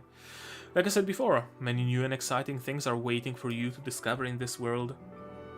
For now, just enjoy your leisure time while you can. Yeah, thank you, Angius. I'm more worried about whether you might have another headache heading your way soon. I'm wondering what that big dog who kinda looks like you will say to you next. I don't mind. We've already come to an agreement. Now we are one. Okay, she can just furify herself. Whoa, you look just like that big dog. Yeah, don't be afraid. I can now fully harness its power. It's the power of fire. Hi. You're the little girl from that day. I made a flower ring for the big doggy that saved us. Do you know where the big doggy is? She's right here. Wow. Do I really look that scary? What a huge doggy. She's beautiful. Are you the big doggy who saved me the other day? Yeah. Oh, I know. The big doggy's been working so hard to save people all over town, getting stronger and more awesome. That's why the doggy became a super huge doggy. Doggy, big hero doggy. Here. I can't reach. Are you trying to put this garland on her? Yeah. Let me squat down a little. Perfect. Oh, that's also beautiful. That's also a beautiful shot. Thank you for saving me. I secretly went outside to pick these flowers without telling the caretaker. You shouldn't sneak out like that. But I thought the big doggy saved me, so I should give the big doggy a gift. As long as you're alright, you don't need to give me anything. Nuh-uh. In the orphanage, kids who help people get rewards from the caretaker. The big doggy saved me, so the big doggy deserves a reward. But I don't have anything. Just saying thank you is enough. So I was thinking, what would be a good gift for a big doggy? And just as I was thinking that a little flower floated in from outside the window, it was just like the big doggy falling from the sky. So I made this flower ring, hoping the big doggy would be happy to see it. Do you like the flower ring I made? Sure. I like it. Thank you. Thank you, everyone. それでお礼は考え Phew.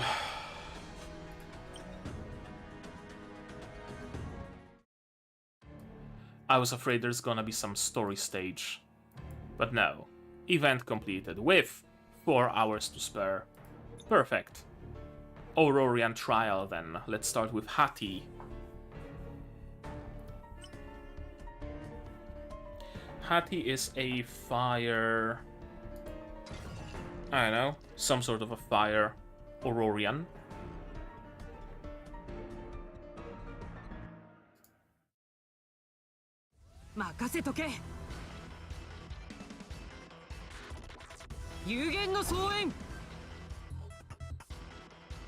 Drats, I got hurt.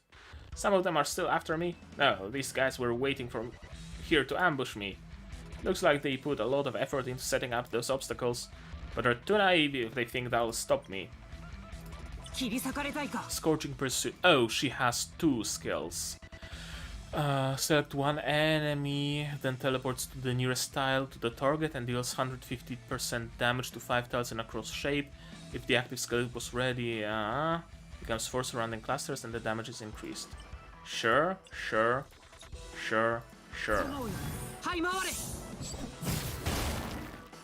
Okay, teleport and explosion.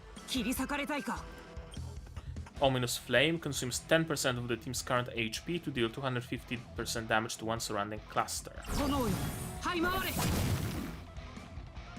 Okay, so teleport in the middle of enemy pack, and then use the other skill to deal damage at the cost of health.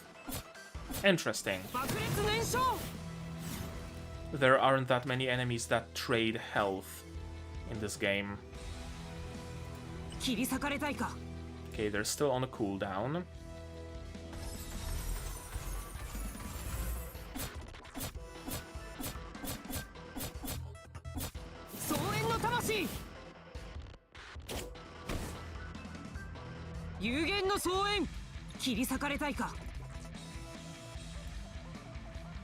Oh, this one, only this one is off cooldown. Sure.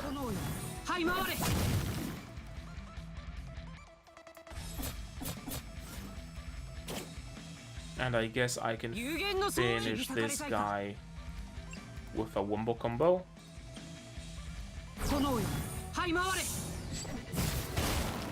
Or with just the teleport. That also works.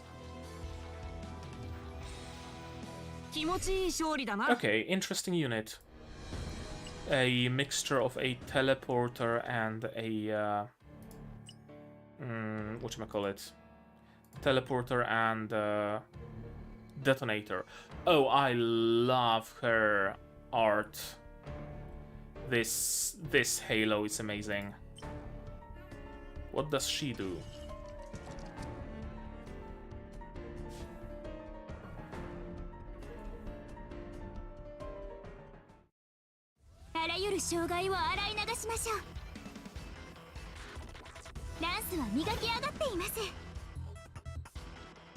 Watch out! There are Eclipsites up ahead. The diagonal tile in front is a better place to attack from. It would be great if I could move there. Don't worry, I can use my active skill variant to move us here. Active skill variants are variations of active skills that have slightly different effects. Casting it will affect the cooldown count of the next active skill. Oh, and she has 3 active skills. Okay. Sure. Let my torrents cleanse all evil.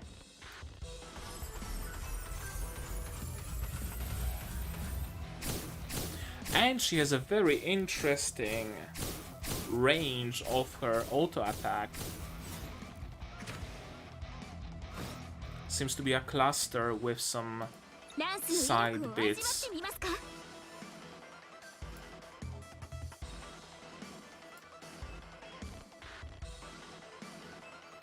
So a normal skill, stronger skill, but increases cooldown, and weaker skill but decreases cooldown is what I'm getting.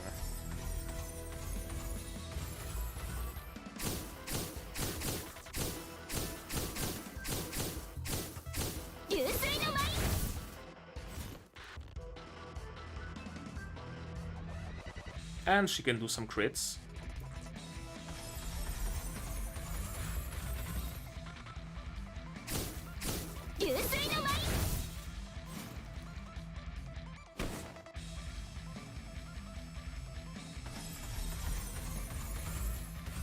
And that should finish them off without even using any active skills.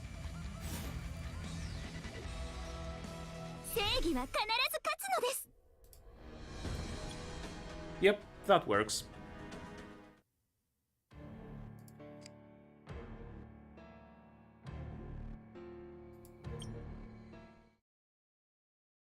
Welcome to Midnight Scribbles. Let's revisit our past experiences in the orphanage together.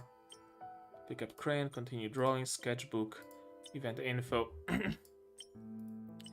Okay, so it's the...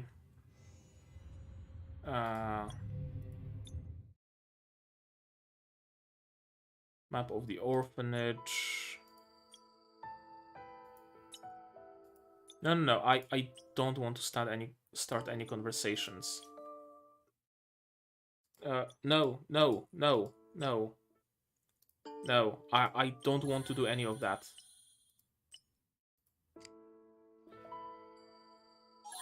Please don't force me to continue. Okay, we're good.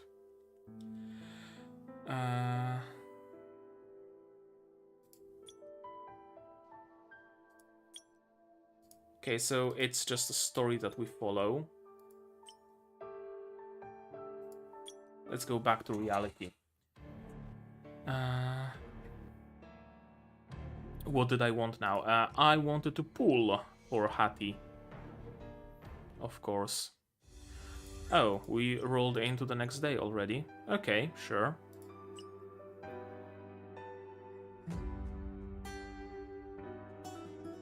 Hattie and Kristen both own the same banner, thankfully. Let's see.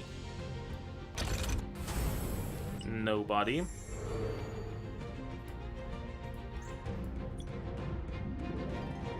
Again.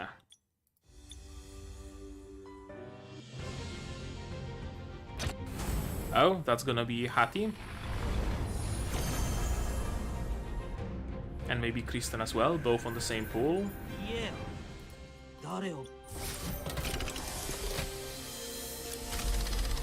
Hattie, there we go. 見た目で怖がったり避けたりしないでほしいね。僕はハーティ。普通の高齢だ。良ければ友達になって。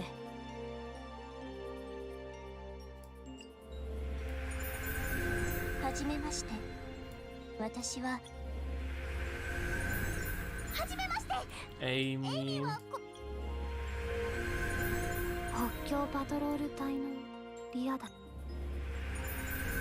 Hachi and Gin. 俺は銀。Zoya. 研究価値の What's the 5-star? 人生があなたに与えるものは Nadine. Here's the 5-star. Sanae. Okay, I was hoping for Kristen, but alas. But hey, at least we got Hattie. Let's pull third time for Kristen. Maybe we're gonna be lucky. Maybe! That's a 5-star. 2 5-stars even. Dove. お初にお目にかかります。 Lester. Ofina. 噂の冒険者さんですか？です。バイクテスト。Ansia. Jomu. Kuma and Pengi. 大陸最強の Kristen! There we go. 裁判官のクリステンと申します。仕事はもっとうまくできるよう勉強中の身ですが、緊急の場合はいつでも頼ってくださいね。ご招待ありがとうございます。 Ophinam. 噂の冒険者さんですか？ And the second 5-star is Pulsed. 快楽の声が響く。 Sure. Okay, 30 pulls. Got them both. Perfect. I'm gonna have plenty of pulls left for the next banner then. I'm glad. That really went well. That really went well. And we got the medal. Super Sleuth's sidekick.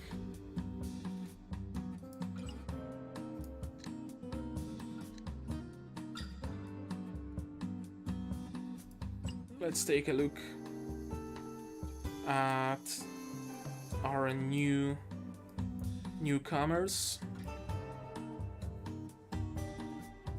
Hati, lone wolf from Umbreton of demi-human descent, who often ends up embroiled in unnecessary misunderstandings due to her general lack of tact. And her max ascension art is her in the wolf form, with the pony, with the mask of the dog of her inner demon. This is Hagala's rune, probably standing for Hati. The medallion, that's her mother, I'm assuming. Chaser of Flames, okay. Welcome to the team Hati. And welcome to the team Kristen. Though born into a noble family, she has always walked her own path and followed her heart to become a probationary judge of Lumopolis. And her E2 outfit, or sorry, max ascension, is this. Big lance. Multiple big lances, actually. And I love this halo. I'm a sucker for halos. I really am a sucker for halos. That's probably why I like Blue Archive. Well, one of the reasons at least.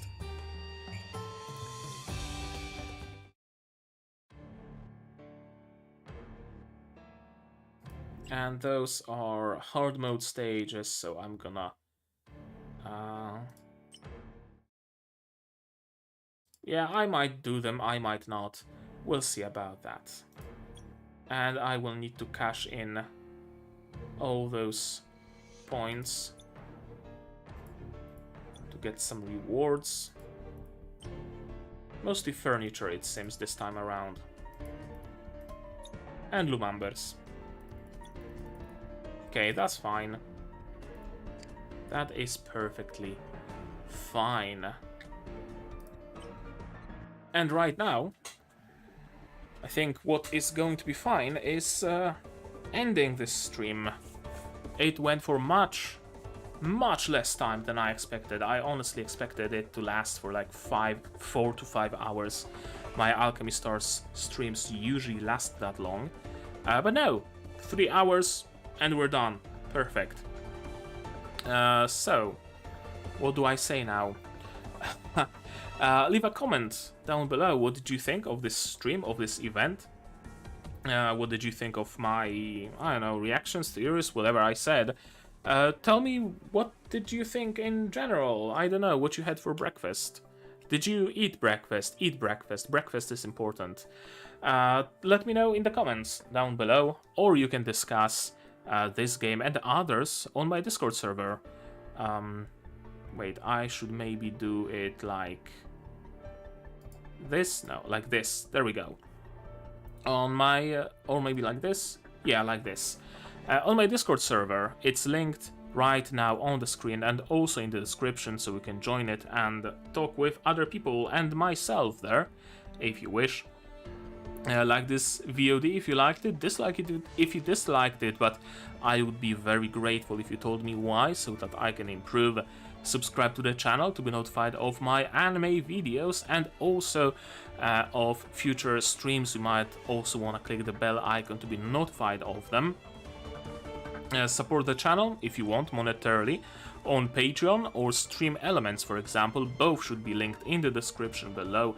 On Patreon for $10 a month you get early access to non-seasonal shows on my channel like Simufugir, Madoka Magic and others, and for just $1 you get a role on the Discord and a place in the credits. On Stream Elements you don't get any rewards so far, but you get the knowledge that you tipped me a couple of bucks if you feel like giving me a one-time tip. Of course, don't feel obliged to, because you can help the channel without spending a single dime as well by sharing my content, spreading the word. It really does help the channel and costs you absolutely nothing. And now with all of that out of the way, that's gonna be it from me for today. So as always, you guys do all the good stuff and I'm gonna see you in the next one. Cheers! And now it's time for my Patreons. For my wonderful Patreons: QB, Without a Net, Fruit, Purple Songs, Zay Rayner, Akomancer, Marsh, Yuki Ally, Fussel, Dr. Watt, and Hans Peter. And you can join the ranks if you only so desire, and you don't need to turn into a werewolf to do that. How does that sound, huh?